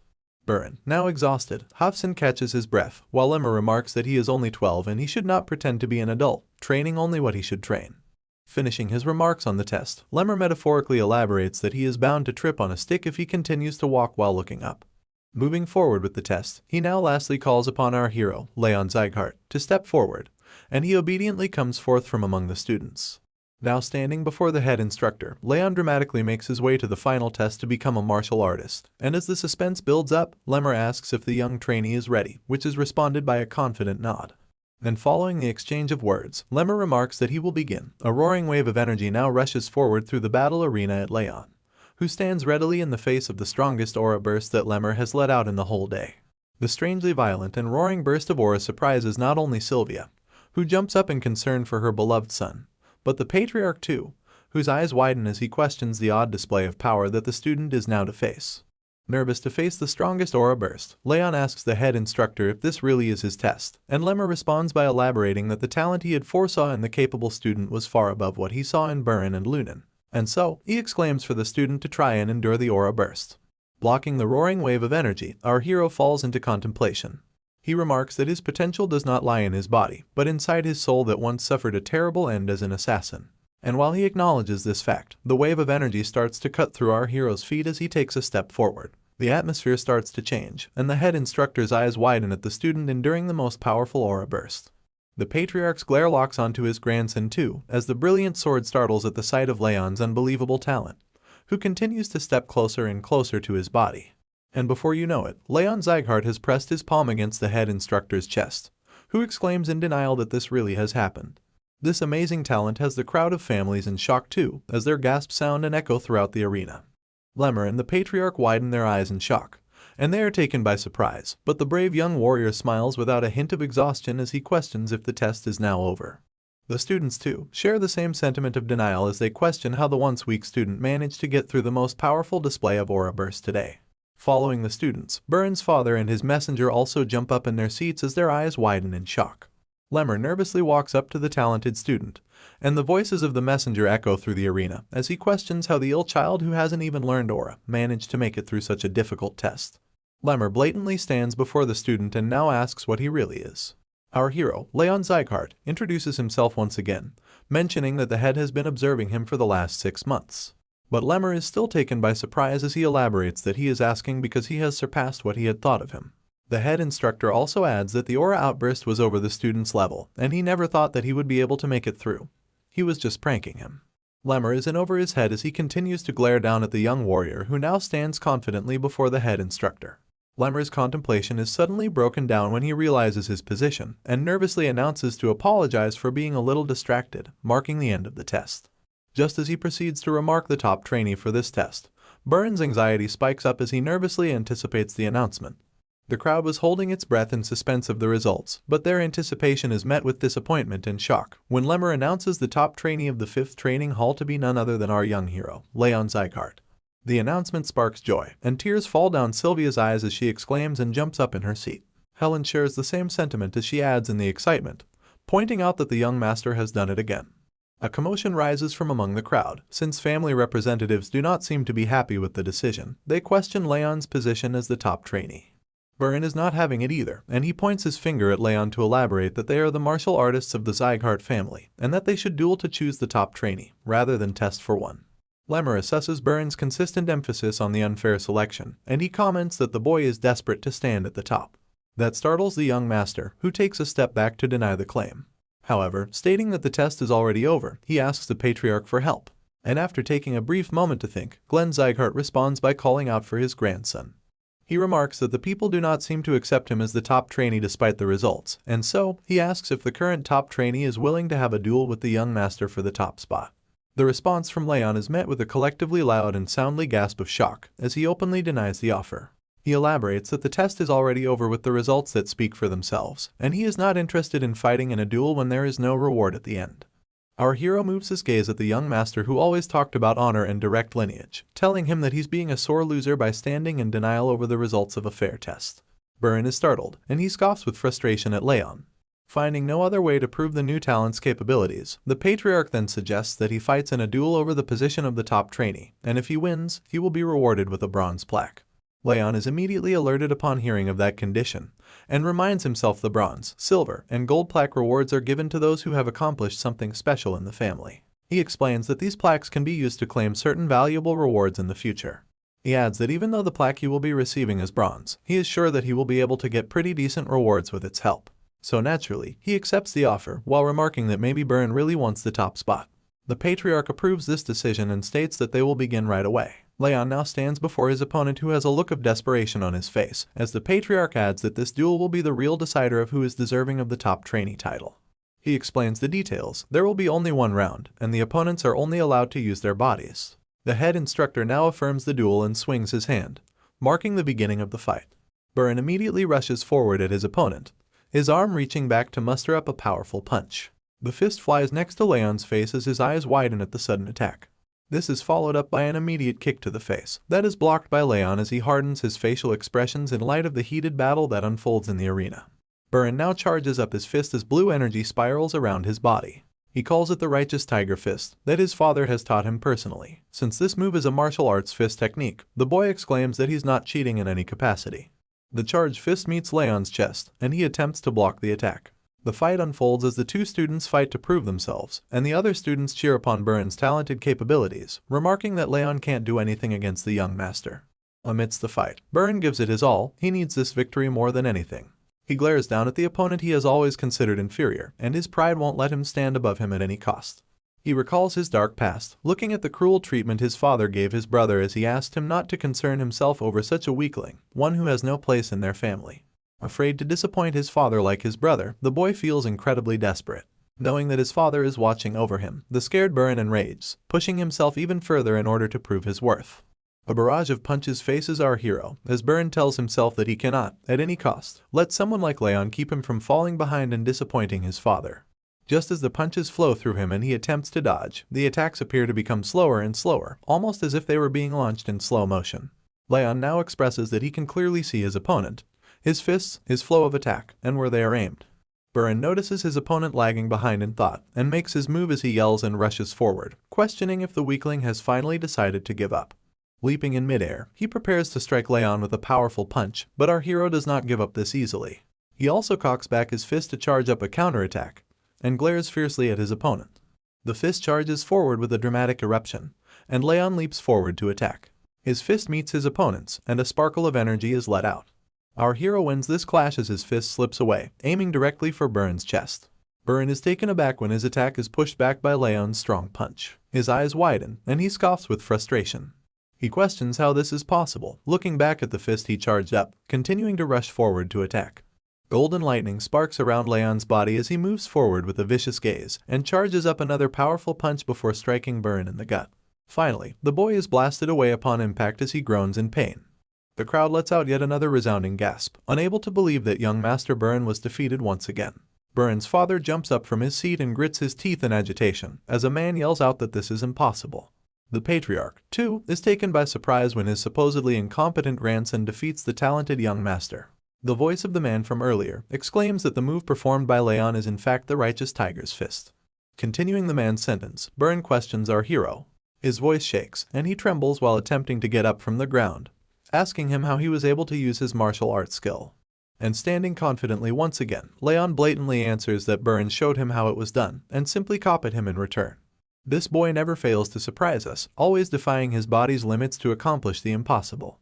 Shocking jumps and sound gasps unfold from among the crowd of families that spectate the duel that has taken place, and they question Rayon's righteous tiger fist, asking how he is able to perform such a move without having learned any aura. Nervousness fills the arena as the surprised families begin to speculate that maybe the student had learned the skill in secret, which they believe is the only logical explanation. They still cannot seem to process our young hero's victory, as he grips his fist to massage away the slight pain. Lemmer stands before the victorious Rayon, who is standing in front of the defeated Burin. The boy finally bows down in shame, accepting his defeat. Meanwhile, Lemmer has to cover his gaping mouth with his hand to hide his astonishment at the shocking results.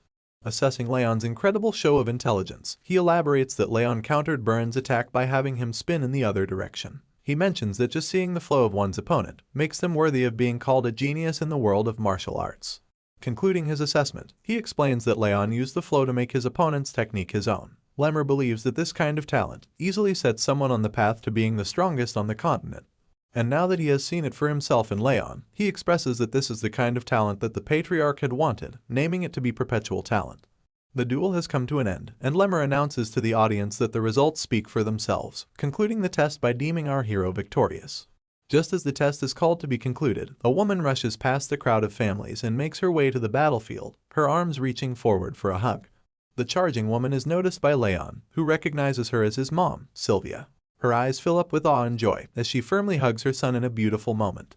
This concludes the martial arts training test, ending on a heartfelt moment as Sylvia sheds tears of joy, while Wrath annoyingly flares up and asks to go home quickly because he's hungry. Lunen's passing of the test is also celebrated by her parents, who hug their child and cry tears of joy too, with her father holding her close and comforting her.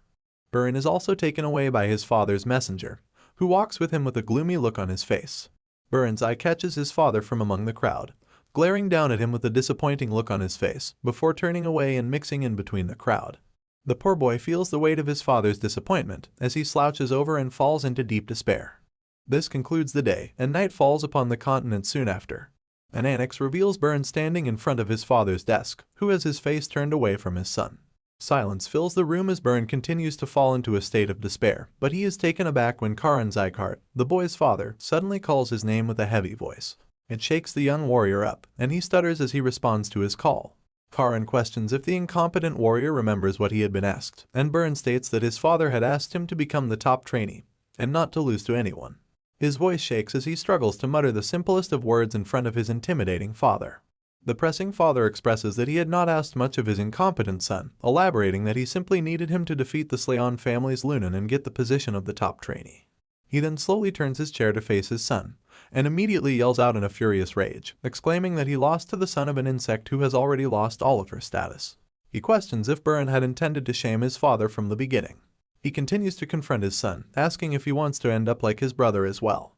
This alerts Burn, who is shaken up at the sudden mention of the same treatment as his brother. Concluding the confrontation, Karan zieghart expresses that his son has already lost his first chance, but there is still room for him to redeem himself. So, he asks him to become the top trainee once again by the time of their graduation. Done with what he had to say, the father commands his disappointing son to leave his sights immediately, and of course, Burn obeys in shame and despair. Walking out of the annex under the pale moonlight, he wipes away the sadness and holds his head in his hand, expressing that he must not miss this last chance if he wants to live like someone of the direct lineage from the zieghart family. Concluding the declaration of confidence, he then smacks his fist against the wall in frustration, making it crack upon impact. I guess my dude is angry, but if you ask me, his father is just a bitch. Burn continues to curse our innocent hero, Rayon zieghart, exclaiming that it's all because of that damn bastard.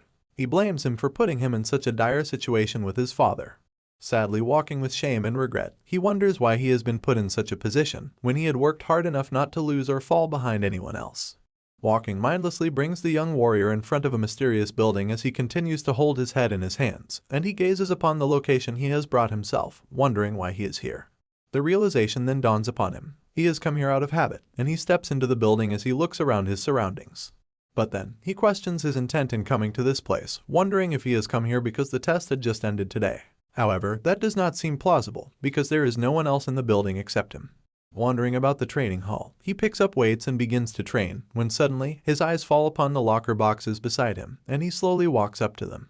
His eyes set on one particular box, and that is today's top trainee, Rayon zieghart's. He stands before the box marked with his name, and he stops to look around for someone suspicious. He believes that just a peek won't hurt, elaborating that he is not stealing anything, which is enough for him to justify his suspicious behavior to himself. However, he is soon taken by surprise. His eyes open wide when he opens the drawer to find a bunch of used shoes. He is confused and wonders what all of this means. Elaborating that there are at least 10 pairs of shoes, he questions the fact that Rayon has used up all of them in just 6 months, when he himself had to change his shoes only twice. Picturing his opponent's training regime, he suddenly turns around to see an image of Rayon training diligently as he lifts his weights non-stop. Looking over at this image, the realization finally dawns upon Burn. He recalls that Rayon was always seen training. He then expresses remorse as he elaborates on Rayon's consistent hard work, even when he pretended to be cool by swinging the sword and neglecting basic training, simply wasting his time by resting in the dormitories. He remarks that Rayon's training discipline is the real zieghart way. He now finally realizes that he has always done the opposite of what he thought was the right way to represent his family. And as he glares down at our hero's worn-out shoes, the boy couldn't help but loathe himself. Suddenly, his weird actions click in his head, and he cautiously looks over at the training bench once again, only to find no one is sitting there. Accepting his mistakes, he puts Rayon's shoes back in their place and makes his way out of the training hall. He is now changed and motivated, determined to change himself and make his family proud. Still holding a grudge against Rayon's unexpected victory in the martial arts training test, Wrath expresses his frustration. He states that he has lived hundreds of lives, but he has never seen anyone like our young hero. He then confronts Rayon and asks what exactly he is, but Rayon stays uninterested in this interrogation, claiming that he does not know, and Wrath is free to imagine all he wants. Moving on, a message window appears in front of the young warrior, who now asks the spirit to tell him what the skill displayed on the window is. Wrath replies by acknowledging the skill as legendary senses, claiming that such a skill is unfit for someone like Rayon. He then expresses that the skill expands the range of one's senses, although it is at a 1-star level, resulting in just a 10% increase. Wrath boasts that using this skill, he was able to tenfold his normal senses, and Rayon seems amused by this statement. Moving on, Rayon steps away from his bed as the spirit of the demon lord follows him around. Rayon asks why the skill has this particular name, and Wrath explains that it's just a name he made up, believing that it sounds cool. Of course, Rayon does not agree and expresses that Wrath has awful taste in naming things.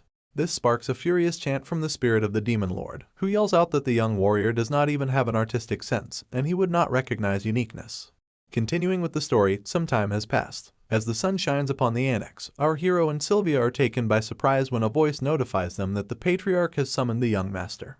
Sylvia is immediately filled with anxiety and persuasively questions if her son has done something wrong. However, the butler who delivered the message chuckles and asks her to calm herself because there is absolutely nothing to worry about. The butler then elaborates that the patriarch just wants to give the bronze plaque reward to the young master himself. Following the summoning, Rayon now bows before the patriarch to greet him, who is sitting boldly upon his throne. While Rayon continues to bow down, the patriarch expresses that although he is not willing, he must keep his promise. He signals the butler to bring out the item, which is exactly what he does. The bronze plaque is now presented before our hero. As promised, zieghart announces that he bestows this bronze plaque upon his grandson, Rayon zieghart. He explains that if he is to return the plaque later on, he is to receive an item of the same value. Glaring down and thinking for a brief moment, Rayon contemplates his options and says that he would like to ask for a reward right now. He mentions his mother, alerting the patriarch, who did not expect her name to be mentioned in this sitting. Rayon continues and asks his grandfather what he has to do in order for her to regain her position in the family. The patriarch is immediately taken off guard, and the butler sighs in anticipation. Glenn wonders if his grandson wants to restore his mother's direct lineage title, and Rayon affirms while he squints his eyes, expressing that the patriarch's energy now feels a lot softer. Glenn then mentions that such a feat is possible if one manages to gain enough accomplishments for the family, but he emphasizes that it is not that simple.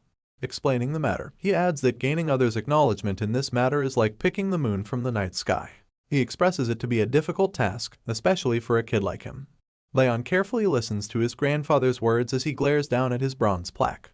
And after listening carefully to what his grandfather had to say, Rayon smiles and states that at least it's possible. He places the bronze plaque back into the butler's tray, and thanks the patriarch for his response. Our hero now makes his leave as he steps away, but he is immediately stopped by a call from the patriarch. Just as he responds to the call, the patriarch states that the young warrior has only asked a question, which he would have answered even without the bronze plaque.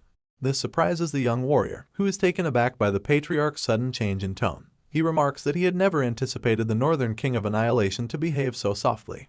The King of Annihilation then proceeds to ask the young warrior about his proper reward, and firmly tightening his fists, Rayon contemplates that there is indeed one thing that he desires the most right now.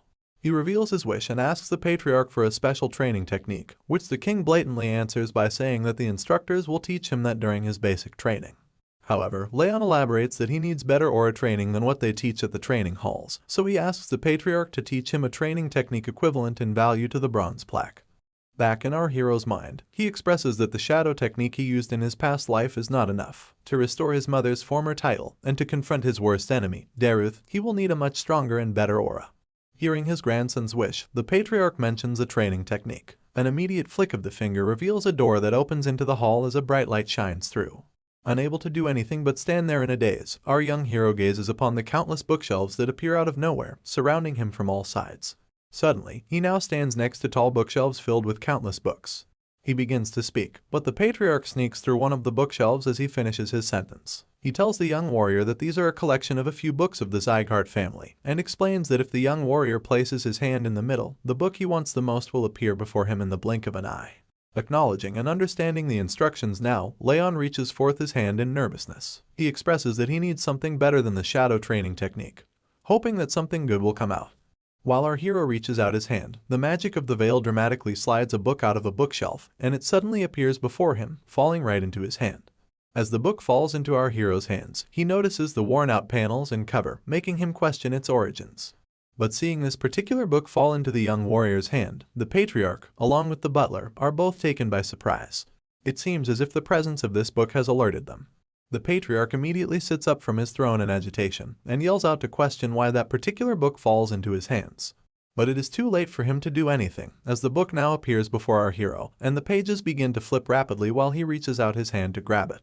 As he reaches for the book, he notices the title, Thousand Flames Technique. He wonders in curiosity what kind of training technique this is. However, his excitement and curiosity soon turn into shock and despair. The book suddenly starts to flutter violently, and a strong wave of energy bursts out in front of Rayon. He takes a step back while his eyes stay locked onto the book. Golden energy bursts forth around Rayon as pages fly out, roaring among the surroundings, while the patriarch gracefully observes the situation unfold with an observant glare. Recalling past events, this is when we are told the backstory behind the patriarch's cold motives. A man questions if he thinks that Sylvia is being ostracized by the family, but he does not pay heed to his daughter's concerns. He remarks that it's none of his business, and his priority is to ensure the family's growth. The man reports that Sylvia had left the family with the man, but this does not spark any retaliation or remorse from the father, who coldly commands that such trivial matters must not be reported to him. Glenn now narrates his story, saying that in the past, he believed emotions to be useless and only concerned himself with the power of the family. That achieved him great transcendent martial prowess and the title of the most powerful family on the continent. However, he grieves while expressing that all he attained was nothing compared to what he had ultimately lost.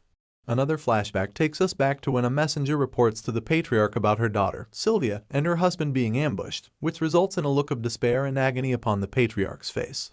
The reporter adds that they were ambushed by Eden, who recognized the patriarch's daughter. The daughter is fine, but the other two with them died on the scene. Glenn trembles in sadness and anger as he holds the report given to him by the messenger. He then narrates that it was such an unexpected ambush that the proper response was pathetic and painful. He elaborates that he had finally regained his emotions, but he adds that nothing can turn back time. Concluding his narration, he addresses Rayon and his daughter Sylvia, stating that this time, even if they hate him, he will protect them no matter what. The energy bursts diminish and disperse to reveal our hero, who appears to be confused. He looks over at his hands as he expresses that something odd is going on with his body, almost as if something is flowing into his head. Just then, he is called upon by the patriarch, who glares down at him. Rayon stands in a daze, his eyes wide open with nervousness, while his grandfather asks him what he has done. Our hero blatantly expresses his concern, elaborating that he himself does not know. He explains that he only remembers the contents of the training technique. When the patriarch asks him about the name of that technique, Rayon briefly observes the strange new feeling of power that flows through his body, before stating the name to be the Thousand Flames technique. This is when a message window pops up, notifying our hero that the Thousand Flames technique has been saved in the memory. After the thunderous reveal of Rayon's newfound technique, the patriarch now confronts our hero to ask if he knows the contents of the book as well. And naturally, Rayon affirms the statement. Glenn Zieghart calmly sits back on his throne, acknowledging the young warrior's new talent, and excusing him to leave since he has already received his reward for the bronze plaque. Rayon obediently steps out of the hall as the doors close behind him with a resounding thud, wearing a look of confusion as he leaves the annex. After the young warrior has left the hall, the butler turns to the patriarch, skeptical of the training technique that the young master now possesses. But before the butler can finish raising his concerns, the patriarch stops him in the middle. For our explanation, he narrates that the technique belongs to the first ever zieghart patriarch, and he expresses that no one else in the entire family's history has ever been able to take the book into their possession, nor have they called forth the book inside the veil. The patriarch now seems to be concerned for the safety of his daughter and the exceptionally talented grandson, while the butler shares the same sentiment as he warns him of possible dangers. Glenn asks him not to worry, because no one else knows about the Thousand Flames technique. Our hero smiles as he walks out with a new and improved training technique. Meanwhile, the butler once again raises concerns about the book that has disappeared. But the patriarch explains that it is fine, because someone has now learned the technique that was conserved in the book. He adds that it wasn't a training technique anyway, expressing that the book would have rotted away among the huge collection of bookshelves if it were not for his grandson. He then sits on his throne, suggesting that now, things might have to take a turn and change for a bit. His tone tells us that he is skeptical and alerted to the possible dangers that may arise. In contrast to the patriarch's worries, our hero contemplates the strange new technique that he has been gifted with. While observing and assessing his new technique, a question arises: why did the patriarch gift him such a powerful technique? He elaborates that this technique is something that not even the gold plaque equals in value. Now positioning himself in a state of full concentration, he adds that such a technique does not lag behind the Ring of Fire, which is also a legend in the martial arts world. This is what makes it really worth learning. But achieving such goals is not supposed to be easy, which is evident when he sees himself approach a burning fire. He reaches his hand out to grab the fire, but to his surprise, the burning fire shifts position and moves away from his hand. Our hero now opens his eyes, acknowledging that he has failed again. He adds that he keeps trying to collect the aura, but fails each time. Emphasizing the difficult nature of the technique of this level, he remarks that it was bound to not be so easy for him to learn. Abruptly voicing his opinion, Wrath now addresses the young warrior, and states that things do not seem to be working out for him the way he wants them to. Still, he tells him to keep at it, explaining that it will not be pretty if anyone tries to touch him while he is in such a state, so he must be careful. He remarks that Rayon has learned a really good technique, and it would be a shame if he were to be disabled before mastering it. Working out what the spirit is scheming, Rayon dives into deep contemplation over the facts, as he concludes that maybe Wrath is right. Rayon is deep in thought as he narrates and explains the Thousand Flames technique. He elaborates that it is a training technique that lets a person absorb the nature's energy to build aura inside their core. He adds that if the process is interrupted at the wrong moment, it might permanently damage the mana circuits or the mana core. He expresses that it is exceptionally dangerous for him because he already has the bitter cold curse in his mana circuits. Now addressing the spirit, he asks him not to interrupt the process if that much is acknowledged, but the spirit of the demon lord has a suspicious smile on his face. Rayon now suddenly notices a hostile energy coming off of Wrath, and Wrath smiles wide, elaborating that he will only interrupt him once during his training. Our hero remarks that such a mistake will lead to the spirit having a damaged body too, which would be a loss for him, but Wrath does not seem to care and is quite persistent. He viciously smiles at his target, explaining that Rayon would not be able to overcome the feeling because he is human, and he expresses that even if Rayon's limbs are cut off or his energy core explodes, he can still bring him back. Wrath now reveals his evil scheme as he moves closer to the young warrior, and expresses that when the target will have become unable to use his energy core and give everything up, that would be the best chance for him to strike. Shockingly, Rayon is not bothered by the vile schemes of Wrath, and instead, he agrees with Wrath to allow him to do it just once, to see what it is that he can do. Wrath has now become cocky and confident that his plan will work, and he flies around the room with his blazing fire following him. He scoffs at Rayon as he expresses that the young warrior should be living in fear, because the Lord of the Demon Realm will strike him at any time. Assessing the scheming spirit, Rayon now acknowledges Wrath as his enemy, and concludes that the Demon Lord will take over his body the first chance he gets when the time comes. Thinking that the incarnation of rage, Wrath, would have stopped scheming because he did not try anything recently, Rayon expresses that he was relieved. But now, he has no choice left but to be alert again. This is followed by an exhausted sigh, as he states that Wrath is someone to worry about later, and he now has to focus on more important things. Rayon then walks up to the window of his room, and Wrath questions if he intends to do it now. Our hero confirms, stating that it's not a coincidence, since the woman visits there every night. He now stares out his window. Wrath follows him around as well, and as they both peer out the window, they find a certain maid slouching by the riverside. Rayon says that he will go and take care of the matter. The maid is revealed to be someone called Judiel, and she profusely writes on a piece of paper as she states that she usually has nothing to report other than muttering. But she exclaims that today, she has found something interesting. Judiel contemplates what she has to report, and she expresses that she never would have thought that the young master would get such a valuable training technique as a reward for just the bronze plaque. She adds that while observing Rayon, the mana flow that she felt while he had been training his aura earlier was out of the ordinary. Continuing to write, she expresses that such information is definitely worth noting for the intermediate martial hall too. Now concluding the report, she folds up the paper in front of her as she tells herself that even if she has been ordered to do this, the victim is only a child, and she wonders how long she has to do this for. She places the folded paper upon the river that flows in front of her. The paper floats away on the water, and the maid takes a sigh of relief. But just then, a blade suddenly appears, pressed against her neck. She was just about to leave, when suddenly she now faces this strange and mysterious anomaly. Nervousness takes over Judiel as she starts to sweat. The mysterious man stands behind her with a blade pressed against her throat, and with a heavy voice that screams with murderous intent, the man claims that if she moves or speaks, she will meet the face of death. The man commands Judiel to look down at the lake, and she obediently tilts her head forward, nervously wondering who it is. She questions who could possess such terrible bloodlust. Just as she gazes upon her reflection in the lake, her eyes fall upon the face of the mysterious man that threatens her, and she is taken by surprise when she finds out that the one with such bloodthirst is none other than our hero, which makes her wonder how the kid had managed to sneak up on her at all. Rayon now confronts the spy. He moves closer to her ear, as he states that he has felt a pair of eyes watching over him since the day he came back to the annex, and he asks if the spy had gotten the information that she wanted. This unmasking startles Judiel and takes her by surprise. She expresses it to be impossible as her eyes widen in shock, and she exclaims that she had thought she hid her presence perfectly. But then, the realization dawns upon her that Rayon was simply pretending to not know. Pressing the blade further against her neck, Rayon threatens her once again and commands her to open her mouth. She hesitantly opens it, and our hero shoves some sort of mysterious ball deep into her throat. Judiel gags and belches as she swallows the strange thing, and bends down to get a hold of herself when Rayon lets go of her and steps away into the lake. He picks up the letter she had been writing, and opens it up to find nothing written on it. He realizes that he is not able to see the contents of the letter, and speculates that he may need some special method to make the words visible again. Rayon now exclaims that the correct answer is moonlight, and upon hearing that, there is a look of despair and desperation on Judiel's face as she glares at her vicious young master. Judiel's voice shakes, and she trembles in confusion. She asks how Rayon was able to know, but without answering her question, Rayon now narrates the names of people from the Zieghart family: Alice, Daniel, and Karin. Just narrating a few of the family members' names, our hero concludes the perpetrator to be Karin Zieghart. He claims that this is Karin Zieghart's doing, which makes Judiel lose the color on her face. Her eyes widen, and she grits her teeth in agitation. She deems it impossible for Rayon to be able to know all this so easily, when she is sure her face did not change when he recited the names. She adds that she has been trained to be a good spy, so there's no way he could have read the answer from just her face.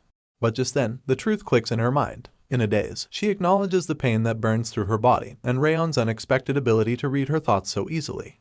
This compels her to believe that what she had swallowed earlier was none other than a rage worm, the very thought of which sends waves of horror in her body. Traveling back in time, a flashback takes us back to when Karan commanded Judiel to infiltrate the annex and report every single detail about Sylvia and Rayon. Karan offers her a reward. If she does well in this mission, he promises to make her wish come true, whatever it may be. Now returning to the present, she confronts our hero and blatantly asks if he has fed her a rage worm. Rayon is taken aback to see that the maid knows about it, because that's not what he had expected. Judiel, however, has nothing she can do to reverse the effects now, but still, she immediately belches and gags in an attempt to spit out the rage worm from her system. Tears fill up her eyes as she squeals and pants heavily. She expresses it to be the worst curse, one that lets others know about the emotions of the person that ate it. But the horror doesn't end there, since the life of the cursed individual can be taken away by the owner simply by wishing it. She also acknowledges Rayon's reaction, and concludes that he has definitely fed her a rage worm. Rayon then states that sending a letter like this to Karan zieghart must mean that she is a spy of the Intermediate Martial Hall. He raises his assumption that the plan must have begun around 7 months ago, probably at the time of the judgment ceremony. He then reads out the contents of the letter as he remarks it to be quite detailed, elaborating that Judiel has not only written information about him, but also about Sylvia, Helen, and all the other maids in the annex. Judiel is now cursing her past self for taking on this mission, and thinking that it would have been easy since Sylvia had broken energy core and mana circuits. She actually believed that she could have gotten this done easily. But as she assesses Rayon's behavior and vicious intent, she concludes that the child that stands before her is not a child, but a monster instead. Judiel is now desperate for redemption, and will do anything she can to get out of this mess. She yells out in desperation, claiming that she will change the contents of the letter and put something false inside it. But our hero is not buying this, and he states that there is no need since his information will be leaked to Karan eventually. He adds that such an act will just prove her to be unskilled, nothing else. He now crouches down to face the spy maid, and glares into her eyes with a murderous intent. At the fierce and intimidating aura of the child, Judiel can do nothing but tremble. Rayon tells her that from now on, she is to become a double spy. He elaborates that she can give information to others that they will eventually find out anyway, but will be careful to leave out the important information. He then demands that she also bring him information that he wants, and Judiel hesitantly agrees as her voice shakes with fear. Concluding this confrontation, the young warrior now passes a warm smile and makes his leave, telling the spy maid that he hopes she has some useful information the next time he sees her. As our hero passes through the forest and makes his way back home, Wrath appears to ask the young warrior when he managed to summon a rage worm. But, as expected of our hero, he elaborates that he would never do something so cruel. Instead, he had just fed her something that would cause extreme pain for a bit. This surprises Wrath, who is amazed that the boy managed to gather all that information without the use of the rage worm. Rayon explains that there are all kinds of methods to gain information, and even if others might not know of them, things are different for him. Wrath is also taken aback by this claim from the young master, and he recalls the spy maid calling him a monster. At this moment, the demon lord can't help but wonder if she was right. Moving forward with the story, Rayon now narrates to tell us that he started focusing on training his aura, and soon enough, it was time for him to leave the annex for the training hall once again. He leaves the annex, while Judiel nervously stands beside Sylvia, accompanying the young master's mother. He says that even after having put so much effort into his aura, he was still unable to make it on the day of departure. Appearing at the training hall, Rayon now observes the small number of trainees standing before him on the battleground, and notices that only about 42 people have passed the test to make it here. He recalls Lemur's words, who had said that only a quarter of the trainees will be left behind. He also remarks that Lemur is really precise about these kinds of things, when suddenly, a voice calls out his name. He turns his head to find Lunan trying to approach him. The girl steps forward to turn and face Rayon, while he nervously stands in front of her. This is when some context is dropped. A few days earlier, at the Rayon family residence, a voice calls Lunan to question her if Master Rayon had helped with her training. She agrees to answer the question while she munches down on her favorite snack, cookies. Her mother sits across from her on the table and asks her if she had thanked him for it. Lunan answers that she did when she received a cookie from him, but this is not what her mother is asking. She repeats the question and once again asks if Lunan had thanked Rayon for helping her with her training. The girl then answers and says that she didn't. This confuses her mother as she questions why that is the case. Lunan exclaims and answers that her father had said to never talk to a guy first. Hearing this, Lunen's mother passes a wide smile as she now begins to confront her daughter. She explains that gender doesn't matter when someone expresses gratitude, and tells Lunen that when she receives help, she should always say thanks in return. As her mother's words echo through her mind, we are finally brought back to the present. Lunen now thanks Rayon, which is responded to by a confused and nervous affirmation. The boy nervously steps away in confusion as wrath appears before him, questioning what is up with the girl. Rayon responds that he does not know either. Watching Lunen leave, a voice suddenly calls upon him, and he turns his head to see who it is. Dorian breathes heavily and attempts to catch his breath, as if he has just come after running a marathon. After asking how the young master is doing, he exclaims that he thought he was going to die because he was a provisional trainee. Dorian goes over how hard it has been for him to qualify as an actual trainee, which even gave him nightmares and took away his sleep. But Rayon is fed up with this long rant, as he spews out all the words from his other ear after listening from the first. Dorian expresses that he's glad that Rayon is the top trainee, and he was about to say something mean about Buren, when suddenly, Buren walks up behind him, taking him by surprise. He glares down at Dorian with vicious intent, and Dorian immediately squeals in fear before falling to the ground. But Buren walks past Dorian and steps forward to face our hero, and there is a moment of brief silence between the two as they stare at each other. Until Buren suddenly bends down and bows in front of Rayon. He apologizes and admits that he behaved pathetically a week ago at the training hall tests, and he also states that he acknowledges his defeat in the duel that they had. But that's not all he had to say. He remarks that he has not given up yet, and exclaims that he will keep on trying hard so that he can surpass him in the future. Saying this, Buren then takes off, leaving our hero standing there in a daze. Observing Buren's sudden change in behavior, he assesses that a 13-year-old child admitting his wrongs is unexpected. But then again, a renowned family isn't renowned for no reason. They usually tend to have the class to back it up. This sparks up rage and fury in Wrath, who flares up at the bastard who got beat up badly, but still does not know his place. He exclaims that he is going to go and poke out his eye, but Rayon asks Wrath to calm down, because it was pretty impressive for a kid. Wrath does not seem to cool down though. He says that he does not care for it to be impressive. That's when Lemmer calls out to the students, apologizing for his late arrival. He explains that he had a lot to drink last night, so he had to sleep in. Rather enthusiastically, he asks if all the students had a nice break. Now continuing with the training, Lemmer once again stands on stage in front of the students, congratulating them on becoming official trainees. But then, he alerts the students that the real training begins from today. He adds that the basic routine is to be the same, but quite a few regimes would be added to it as well. Rayon carefully listens over the directions of the head instructor, when suddenly, a loud bang diverts the attention of the students, who turn their heads around to witness the commotion. A voice calls out and announces that the first part of training is aura training. A girl is revealed to be standing before the gate to the training hall, as she curses and remarks that the door gave her a hard time. Dorian exclaims in horror and shock after recognizing the girl, and Lemmer greets her as she steps up, mentioning her to be a failed trainee from last year. Lemmer continues and tells the students that they have to continue training with her from now on, introducing her to be Martha Zieghart of the direct lineage. Martha glares down at the students, and Lemmer notices the vicious look, so he attempts to lighten the mood as he comforts the students that she is kinder than she looks. However, Lemmer is cut off, and Martha takes over. She stands in between to question who the top trainee among the new students is, and everyone immediately turns their heads around at Rayon. Solidifying her animosity, Martha elaborates that she hates having someone who is worse than her, but stands at a higher position. She exclaims that she needs to check who the top trainee is, and calls out to challenge the student to a fight. Enthusiastically anticipating a brawl, Martha calls out to our hero. She really wants to test out who the top trainee really is. Skeptical of the sudden challenge, Rayon nervously wonders what it is up with his luck, and why does he keep getting involved with weird people. Nevertheless, he steps out among the students and announces that he is the top trainee, and Martha gazes upon the young trainee with a smirk on her face.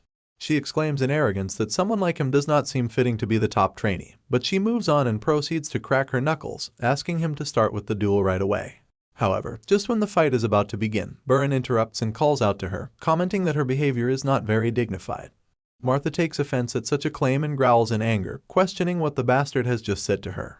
She then walks up to Buren, glaring into his eyes as she threatens that he better watch his mouth, or he might end up dead. She elaborates that he must learn to choose his words wisely the next time he speaks to her. But Buren persists, saying that Rayon proved himself to be the top trainee in front of the patriarch and the head instructor.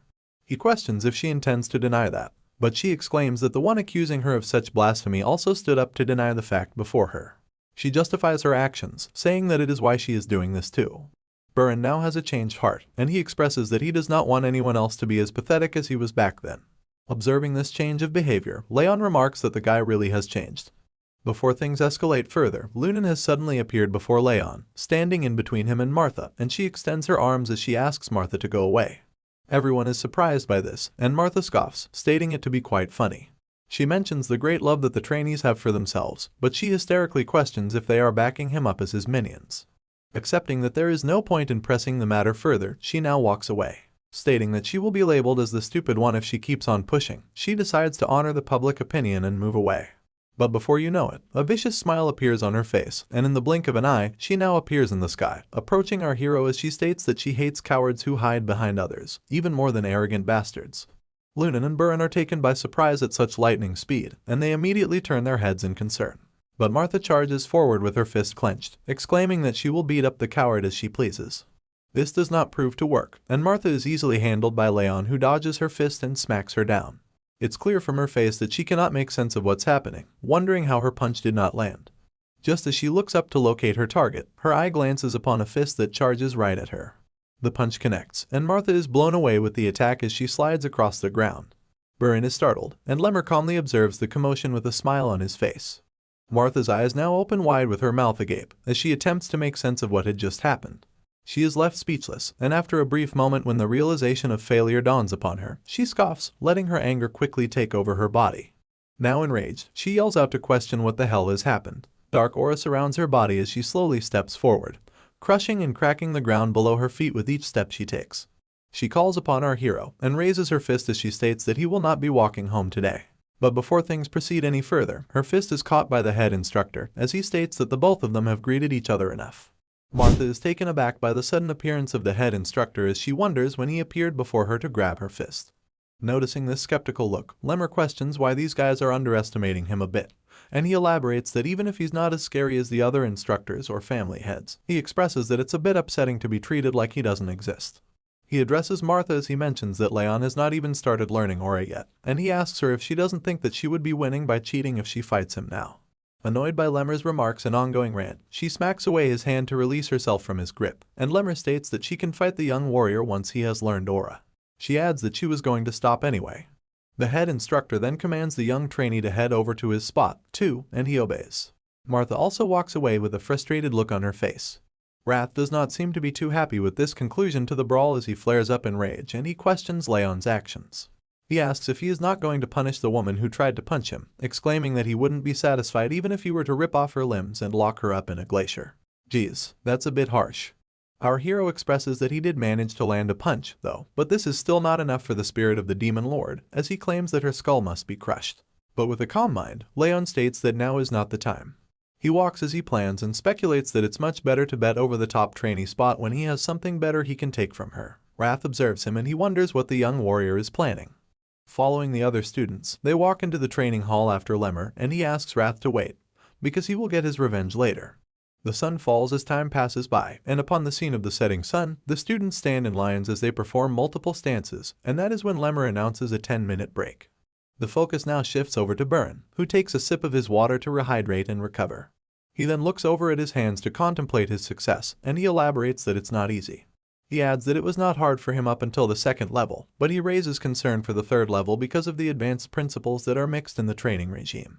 Now turning his head, he looks over at our hero as he observes him and concludes that even though he started from scratch, he was able to learn the training regime in just a month. Comparing himself to our hero, he elaborates that it took him a month just to learn the 7-form fists, and he worries that at this rate, Rayon will be able to move on to swordsmanship training at the same time as him. His attention is diverted by the constant clattering of wooden swords upon the targets, and he turns his head and observes that it's not only him who feels rushed. He notices it to be Martha zieghart, who trains diligently without taking the break while everyone else rests. Now breathing heavily and catching her breath, Martha takes a brief moment to reflect upon her progress as she compares it with Rayon's. She mentions that this must be his first time learning fist techniques, which confuses her as she questions how he can improve so quickly. She adds that it's not like he knows the fist techniques already like Burin and Lunan. Still, she expresses that even with the bitter cold curse, his body is not in a normal state, which raises the question, how is he able to train all day? Worrisome and frustrated, she grits her teeth and expresses agitation as she exclaims that she cannot fall behind. Now, for a quick backstory, we are told that she has always been referred to as the horrible talent, because she had fallen behind everyone else in her year. And she narrates her story. She was always the chaser, ever since she was adopted by the zieghart family. She surpassed all the other kids who were arrogant and boasted about their direct or indirect lineage title and who called themselves geniuses.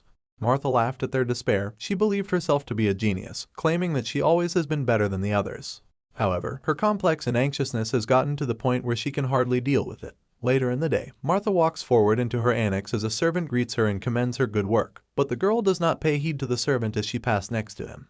The man observes the anxious miss, and he calls out to tell her that there is no need to feel rushed or hurried.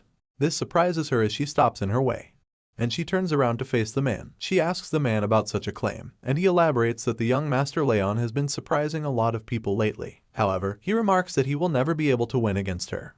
This grabs Martha's attention, so she asks the servant what makes him think that. This is when he explains that the young master has a critical weakness, something that he can never overcome. The scene then switches, and a wooden sword clatters and swishes in the air as our hero performs different moves and practices his swordsmanship. He sighs and briefly catches his breath when a group of 2 students walk up to him as he trains, and one of them begins to ask him something about their posture. He wants Rayon to look at their posture, but chickens out at the last second and steps back without asking the question. The student that accompanies him expresses frustration as he states that Rayon's swordsmanship is just too good. An applause echoes through the training hall as Martha approaches our hero and commends his training. She states that she did not expect him to be training alongside her in such a short period of time, and she remarks that he learns fast. However, she also points out his bad mana sensitivity, exclaiming that it's pointless when all this hard work will amount to nothing. Silence fills the room as the students quietly observe Martha dropping the harsh words upon Rayon. She mentions that at this rate, he will at least be able to become a swordsmanship instructor. Lemmer also stands beside the students as he observes the commotion quietly. This silence does not go unnoticed by Martha as she leaves, and she concludes she had expected for no one to speak up. She elaborates that no one would have thought that the idiot will still not have mastered aura, even after 4 months. We return back to the night when the butler addresses his concern with our hero to Martha. He adds that the young master has 0 talent when it comes to aura, elaborating that since this was before she was adopted, she wouldn't have known. Then, he goes on to tell that upon the judgment ceremony, the young master, Rayon's mana sensitivity, was the lowest it could ever be. He exclaims that the only person yet to learn aura in the 5th training hall is the young master Rayon. Further elaborating, he states that the bronze plaque that he received will only get him a training technique that's intermediate, or something just a bit above average. The man continues to state that considering that the young master has not yet mastered a training technique, he presses that he's sure that Rayon's judgment ceremony results are correct. He concludes that though the young master may be the best in swordsmanship and combat, he cannot handle aura very well. This information lights up Martha's face as she widely smiles before bursting out in joy and laughter, and the man finishes his assessment as he states that the young master can never become a proper martial artist. Back in the present, Martha arrogantly plays with her hair as she expresses that she's still mad that she lost to that halfling, but she adds that he wasn't someone that she needed to concern herself with in the first place. Just as she dwells in her own thoughts, her attention is diverted and she is alerted when she notices Lunan standing beside her. Confused and curious, she asks if Lunan has something to say to her. Lunan blatantly speaks and asks Martha to go. This surprises her as she scoffs and questions if this was all she had to say, but Lunan presses further and asks her to leave. To save some face, Martha plays it off by signaling to go away, but before she leaves, she boasts that she just needs to attend an advanced lesson meant just for direct bloodlines. Lunan observes her quietly as the brash girl takes her leave. Night falls, and inside the training hall, our hero sits across the training sets as he refreshes and concludes his training for today. He looks over at his hands and expresses that it's fun. Before he recalls on his past life and states that on the battlefield, he learned not martial arts, but survival tactics and how to kill. The only thing that improved were his assassination skills. He expresses that at the time, he could not even imagine trying to learn something new. However, now he exclaims that he enjoys learning martial arts and expresses that he did not know how fun it would be, adding that he loves to learn the art to improve himself. Wrath then suddenly appears before him, and flares up violently as he yells out and asks our hero if he finally gets it, elaborating and questioning why he didn't do anything when he was being insulted. But Rayon is just confused at this weird barrage of belittlement. The spirit of the Lord of the Demon Realms then elaborates that the black-haired girl kept on muttering things about him. Rayon is surprised to know of such information, and explains that he did not hear her say anything because he was too focused. Wrath then comments that Rayon needs to care more, exclaiming that he would have frozen her on the spot if she were to say those kinds of things about him. But Rayon states that as he has told before, there is no benefit to fighting her now. He steps up to leave as he adds that even without the Thousand Flames technique, he can beat someone like her easily. Rayon slides the door in front of him to leave just as he says this, when suddenly, he finds Lunan standing before him as the door opens. This comes as a surprise and he asks why she is here. She holds a box in her hands and before she speaks anything, she reaches in and takes out a cookie. The girl offers the cookie to our hero as she asks him to eat, and he observes the cookie to conclude that it is strangely cool. Luna notices his skeptical nature and presses that he eats the cookie. Rayon feels taken aback by her insistence and proceeds to put the treat in his mouth. He expresses that as an assassin, he has learned not to eat whatever someone gives them, but he remarks that he trusts Luna to not give him something bad. Just as he swallows the cookie down his throat, his eyes widen in shock and wrath appears before him, exclaiming that he has never tasted something so sweet in his demon realm, and he adds that the coldness makes it even better. He is curious to know what it's made of. Wrath swirls around Rayon in joy, asking for more of this good stuff. Meanwhile, Luna asks him how he feels about the cookie, and Rayon nervously states that it's good. Before leaving our boy startled, the girl cutely states that it was made out of marbled ice. Rayon jumps up to stop her from leaving, as Wrath presses and desperately asks her to give him more. All their attempts are futile, and Luna leaves without turning back. Rayon stands there in a daze, observing her figure from behind. Wrath remarks her to be an odd human, while our hero wonders if she was worried for him. He then contemplates her character, stating that she has a sweet tooth like a child, and recalls that there would have been 4 in the box that she held, which means she specifically saved 1 for him. She didn't really have to, but the girl gave away something to him which she really liked. Now leaving for his home, he walks towards the annex while stating that he should repay her in some way, and Wrath immediately pops up to ask him if the girl can give him more of that marbled ice cream. Announcing that he's back, our hero makes it to his home, and Sylvia immediately yells out at him in worry. She asks what took him so long, and if he has had something to eat, but our hero simply responds that everything is fine. He now holds a letter in his hands, as Judiel expresses that this is the letter that she will deliver to the Intermediate Martial Hall. Rayon questions what they had to say, and she nervously answers that it was nothing much, before stating that they ordered her to look into things more deeply because he had mastered his combat and swordsmanship so fast. But she expresses that they have lost interest in him because he has not been able to learn the use of aura. Continuing with the conversation, he asks her what she has to say about his mother, and Judiel explains that people seem to have lost their interest in Sylvia as well. Judiel adds that at this rate, they will pull her back from her spy duties, which Rayon doesn't like. After all, there's a lot more information he'd like to gain from her. Voicing her concern, Judiel nervously mutters and asks Rayon if it may be on purpose that he has not learned aura yet. Not willing to reveal anything to a double spy, Rayon asks the maid what she thinks. Of course, that startles the spy maid, as she stutters and nervously apologizes for asking such a rude question. Concluding the conversation, he then excuses the spy maid, and after she leaves, Wrath appears before him, as he repeats that someone would actually think that he is not learning how to use aura on purpose. Our hero explains that it's smart to utilize the situation and atmosphere to one's benefit. Wrath raises a question in curiosity about how the talented master is having a hard time learning something so simple. He exclaims that it's something unimaginable to him, and the young warrior sighs that he does not know, asking him to come along as he goes to train. Wrath is enraged and taken aback at the mention of training once again. He thinks our hero is a monster who doesn't need sleep. Our hero is unbothered by his complaints, elaborating that training should make things easier for him. But before he can finish his sentence, just as he opens the door to leave for training, he is taken by surprise when he finds Lemmer sitting peacefully in his garden, playing with the birds around him. Rayon calls out at the head instructor, and upon noticing our young hero, Lemmer asks if he has had a good night's sleep. Confused and curious, Rayon asks what he is doing here, and the man expresses that he has come here to tutor him. He pats him on the shoulder, telling him that he's here to teach him about his attribute. Tree leaves rustle and scatter upon the ground as footsteps trail across the forest floor. Our hero walks behind Lemmer and asks him if this is what he meant by teaching him his attributes. They continue to hike along the hill as Lemmer asks the young master to stop whining and just wait. He elaborates that he's a little lazy, but that shouldn't be mistaken for incompetence because he is an excellent teacher. Rayon raises concern and questions how he's supposed to learn his attributes in a place like this. To answer, Lemmer turns to his student and explains that he cannot forget the day he first saw his training technique. He describes it as if he were looking into flames so strong that they resembled magma. He mentions the boldness with which he tried to accept the coldness in his body instead of removing it from his mana circuits. He exclaims in anticipation of the possibility that our hero might actually manage to master this training technique. Now breaking out of his recollection of memory, he observes the student resting against a tree to catch his breath. He claims that this place should be suitable. Rayon observes his surroundings and looks around to notice that they are in the middle of a forest, which makes him question if this really is the right place. He asks why they needed to come all the way over here, but before he gets a chance to gather himself, Lemmer throws a strong wave of aura burst at the student without warning. This takes him by surprise, and the instructor explains that he wanted to create a blade of wind to protect his lord. He elaborates that what the student is feeling right now is the wind he has chosen. Our hero takes a step back to reflect upon the impact that the wind has brought. Lemmer explains that he may have weakened the wind just to give him an example, but he is surprised to notice that the student is not surprised at all.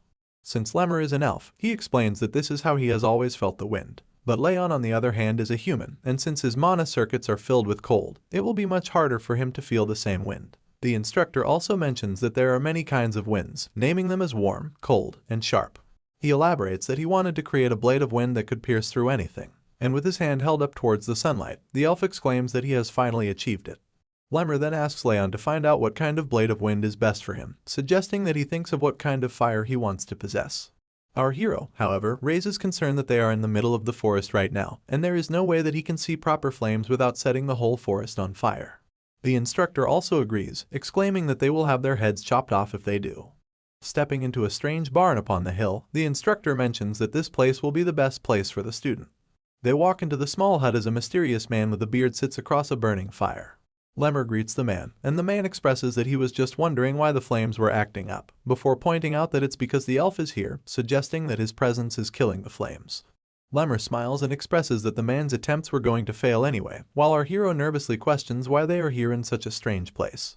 Answering the student's question, the instructor states that this is the place where a person can feel the hottest and the most passionate fires in all of the north.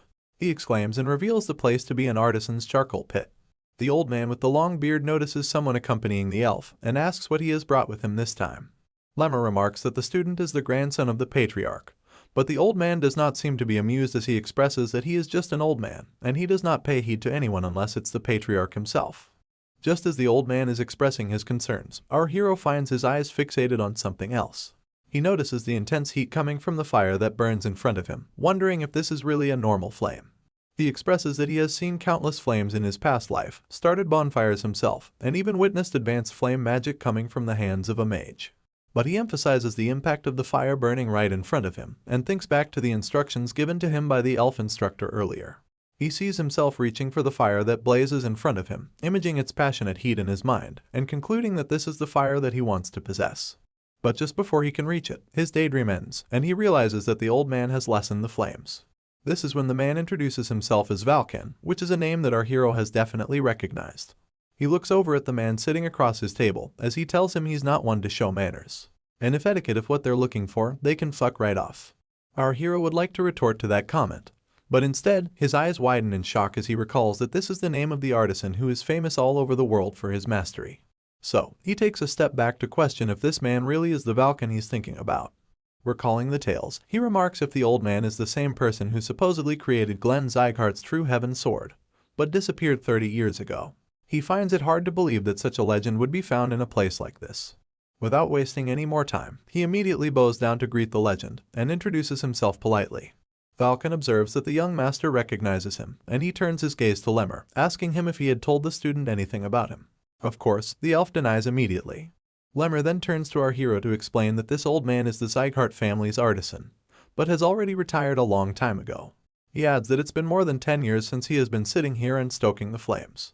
And since he has been doing this absolutely stupid thing for the past decade, the elf tells the man that this is probably the only place where Rayon can truly picture the fire that he needs to trigger his aura. As the old man keeps fiddling his stick in the fire, Lemmer asks him for the favor regarding Rayon.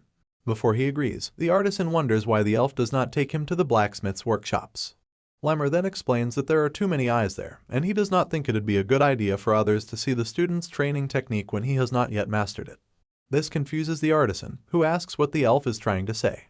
This is when Lemmer finally mentions that his student is Sylvia's son, and as soon as he states this fact, the artisan turns around in shock. But before he has anything to say, Rayon speaks up to apologize for the interruption, asking Valken to let him just feel the flames if it's not a bother. Sizing up the boy with a kind look, the artisan explains that he is making charcoal. Or to be more specific, he is creating golden charcoal, which can make much stronger flames than its white or black variants.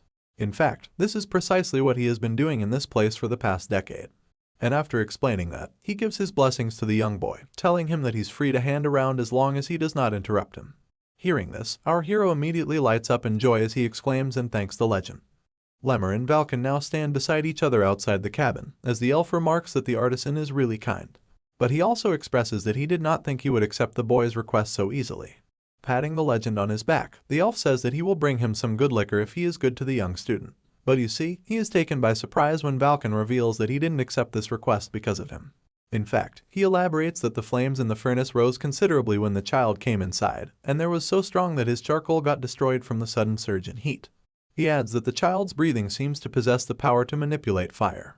And if that is really the case, the artisan can't help but have certain expectations from Rayon. Or rather, he thinks that the child might actually be able to make his wishes come true. We open with our hero reminiscing over the 7 months he had spent visiting Vulcan's furnace, as he elaborates on how he thought about the fire he wanted to obtain. Now fully understanding himself and his goal, he expresses that contrary to popular belief, trained fire is more stable than any other element. Acknowledging the thousand flames technique that is also in the process of awakening, he recalls Lemmer asking the young warrior to emphasize the fire he wants to obtain. Deep in thought, Rayon reflects upon his ambitions and goals. He wants to slay Derus, save Sylvia, and make sure she keeps her direct lineage title. With all these ambitions and goals in mind, and with unwavering determination, he expresses all the attributes he wants his fire to have. Now, sitting across from the furnace fire, he contemplates and expresses the powerful effect that the seeping heat from the furnace brings. With strong will, he is dedicated to catching the fire of the energy that he feels. He now transcends and expresses himself to see an image of his mind clearly. He emphasizes that he needs to concentrate and focus more. But that is when suddenly he is startled by a strange blue flame that flickers and makes its way over him. The raspy and ominous voice of wrath takes over the confusion that Rayon expresses. The spirit of the Lord of the Demon Realm exclaims and questions if Rayon had forgotten the warning. The spirit would take over his mind and body the moment he was at his weakest. The moment appears to be exactly that, as wrath takes over Rayon's mind in the image that he sees himself in, and exclaims while asking the target to freeze. Startled and taken aback by the sudden attack, our hero struggles to break free from the grasp of the spirit. He contemplates and expresses that he has let his guard down at an untimely moment. Because the spirit had not tried anything lately, it led him to believe that it is on his side, which is far from the truth and is evident by such betrayal. Wrath appears to have fully taken over Leon's mind in the image that is portrayed before him, and as the spirit of the demon realm snarls and smiles widely at the now weakened hero, the realization dawns upon him, the reality of the demon that wants to take his life. Bearing the effects of the takeover, Rayon expresses discomfort and elaborates that it is getting hard to breathe, and his body feels as if it is going to break into pieces. However, adding to the unfortunate circumstance, Rayon expresses that he cannot move or stop the Thousand Flames technique unless he accepts the fate of death. He emphasizes that he needs to concentrate his aura somehow. Experiencing the daunting effects of the spirit slowly taking over his mind, Rayon desperately realizes that he needs to think to survive, despite his consciousness slowly fading away. The chilling cold crystallizes and crisps up over the body of our hero as he struggles to make it through. This attempt to break free is observed by the spirit of the demon. Wrath addresses the target with a vicious smile as he speaks, stating that such a sight of desperation is pitiful. He questions if Rayon really thinks he can endure the mighty power of the Lord of the Demon Realm like before. He believes this attempt is pointless as he exclaims that our hero's body and soul are now in his grasp. The freezing cold and numbness finally catch up with Rayon as he sees himself slowly drift away while his eyes begin to close. Sinking into despair, he hears the voice of the spirit echo through the atmosphere as he claims that his efforts are pointless, comparing him to the man working in the furnace. Wrath continues to boast about his inevitable victory as he expresses that he will aid the young warrior in his quest for revenge. Suddenly, Rayon's eyes widen as he recalls the word furnace. He thanks the spirit for the hint as he attempts one last desperate struggle, believing that it's all for nothing and he will die if he does not try anything now. Explaining the realization that dawns upon him, he elaborates that instead of absorbing nature's mana, he must now absorb the mana from the furnace directly. Further emphasizing the much stronger and hotter fire, he makes his final move to take it all in. The fire rages violently as Wrath exclaims in confusion, asking what the bastard is doing. Bravely enough, Rayon has succeeded in absorbing the mana directly from the furnace. He answers Wrath's question, elaborating that he is struggling. Vulcan calmly sits across from the furnace as he absorbs nature's mana, when suddenly, the flames rise up violently, and he is forced to back down. He questions what this is, as he expresses that he has never seen the flames be this strong. This leads him to believe that something is happening at the other furnace, scratching his curiosity as he turns his head. Observing that Rayon sits across the other furnace, he wonders why it is so cold on his side when the furnace rages up so violently. He walks up to him as he questions if the young man is okay. Vulcan wonders why he is shivering vigorously, but before he can begin to approach the young man to offer his help, he is stopped by Lemmer, who steps in between and raises his arms, signaling him to stop. Acknowledging his confusion, Lemmer remarks that Vulcan cannot be near him or touch him, and he must be left alone. Upon justified confusion, Vulcan exclaims that the young warrior might die if he is left alone like this. But Lemmer is adamant and explains that our hero is in a spiritual state of complete selflessness, and there is nothing they can do to help him. The elf also warns that the hero may cough up blood and die if he is interrupted. Holding their ground, Vulcan now wonders if this is the same coldness that Lemmer had previously talked about. Vulcan worries for the young master as he questions if there is nothing they can do to help him, and Lemmer blatantly denies as he exclaims that it is too dangerous. He expresses doubt and worry as he nervously addresses the young student and asks him not to die. On the other hand, in the apparent spiritual realm, the flames burn hotter than ever as Wrath screams in discomfort, exclaiming that there is no hope. But this is not like before. Our hero emphasizes that believing such a thing is bullshit, as he has already faced a helpless death before. He recalls his previous, meaningless life, expressing that he could not close his eyes till the very end. But this time it's different. He claims that he will not make the same mistake twice. Meanwhile, Vulcan expresses concern as the pressure and heat meter upon the furnace whistles and hisses violently. He remarks that at such a rate, the furnace will blow as it cannot take the sudden surge in heat. Lemmer observes and notices that the mana emerging from the furnace is coagulating at one point. He immediately realizes that the bright student is absorbing all of it.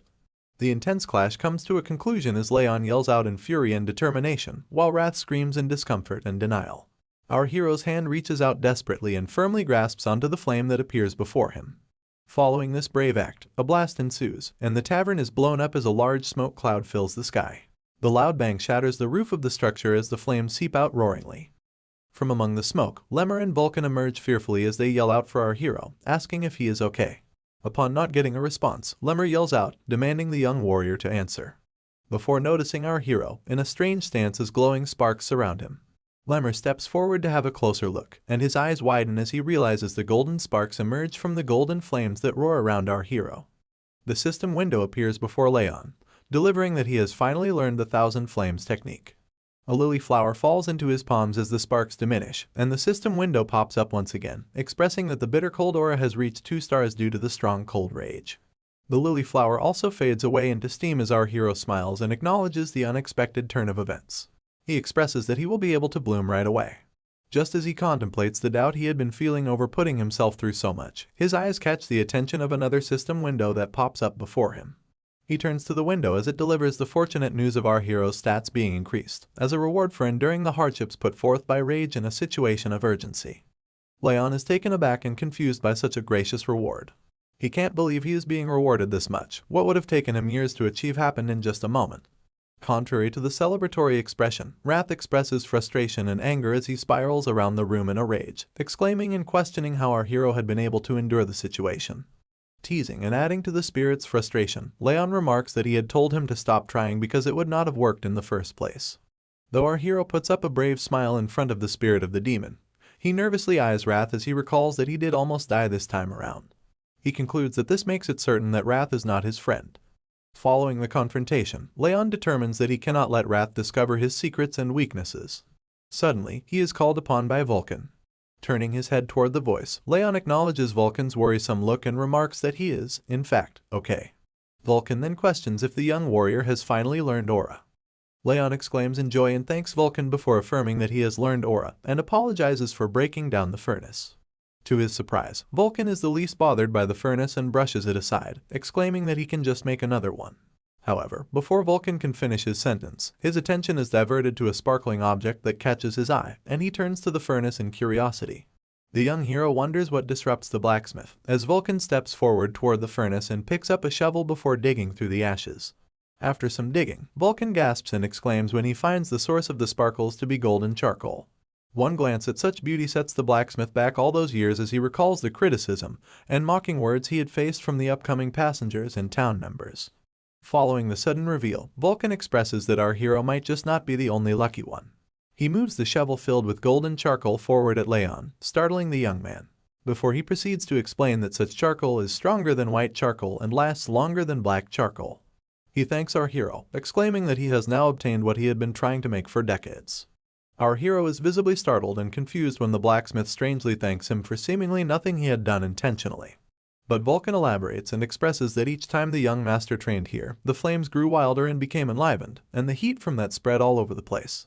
Further explaining such a phenomenon, Vulcan states that he is just a dunce who has done nothing but beat his hammer all his life, before exclaiming that he can tell such a feat is only possible because of the young warrior. He then thanks our hero for making this possible, before expressing that he wants to ask one simple question: what are our young hero's goals? Following up with the question, and upon visible confusion from Rayon, Vulcan elaborates and asks Rayon what kind of swordsman he wishes to be. Rayon then expresses that he wants to be a swordsman who does not give up, regardless of the situation or enemy he is faced with. Upon such an answer, Vulcan is visibly confused, and he expresses that he did not expect such an answer from a young master. Nevertheless, Vulcan goes on to state that the young warrior will be able to possess a sword in 3 to 5 years, and he asks him to come and find him when he possesses one, elaborating that he will save the golden charcoal for that day. Rayon is curious to know if the blacksmith means to make him a sword before questioning if he hadn't retired. Vulcan blatantly answers that people tend to go back on their word of retirement, before concluding the interaction as he waves goodbye to our hero, asking him to stay alive until then. Rayon and Vulcan part ways as they walk separate paths. Looking over them is Lemmer, who observes them carefully from atop a hill. Lemmer nervously expresses that he had been wondering what would happen, before exclaiming that the young master has a really good talent for making people worry about him. This is followed by a sudden turn as he addresses the patriarch who stands behind him, asking if he is not right. Lemmer hysterically pokes fun at the patriarch, expressing that he would come here every day to watch over his grandson because he was worried for him. The elf remarks that he must be very relieved now, but the patriarch denies this claim. Following the expression, Lemmer begins to uncover that the young warrior's aura's quantity and purity are beyond insane. He is skeptical if such is because of the furnace's heat, and he remarks that the child is surely talented. Lemmer's observation is cut off by the patriarch, who steps in to express that such is not the case, and upon visible confusion on Lemmer's face, he elaborates that the young master has managed to turn his hardships into advantages. Moving along to the 5th training hall, Lunan steps into the battleground with a box in her hands, having a sad look on her face. She wonders when Rayon is coming back. Recalling the harsh words of other students about Rayon, Lunan saddens even more as she firmly grips the box and expresses that she wants to help him. She recalls that her mother told her to help those who helped her. Her sadness turns into joy, as her eyes widen in shock upon taking a glance at the mysterious figure that walks through the training hall door. Our hero steps into the training hall, arguing with wrath as the spirit springs up in frustration. He expresses that there is no need, and he can try his best. Wrath is visibly angered and frustrated as he asks the competent rival to stop being too arrogant. Just as Rayon walks across the battleground, he is stopped in his way when his eyes catch on to Lunan. He is confused at the sudden appearance as he turns over to the girl, and she opens the box she holds in her hands, showing him the treats she has made for him. Lunan offers him the treats as she asks him to cheer up, and Rayon joyfully accepts as he recalls the treats to be ice cream that she had previously offered him. Something strange takes Lunan by surprise just as she is offering him the treats, and her eyes widen in shock as she exclaims that the cool air and scent from Rayon have turned much stronger and pleasant than before. It seems this ship is ready to sail,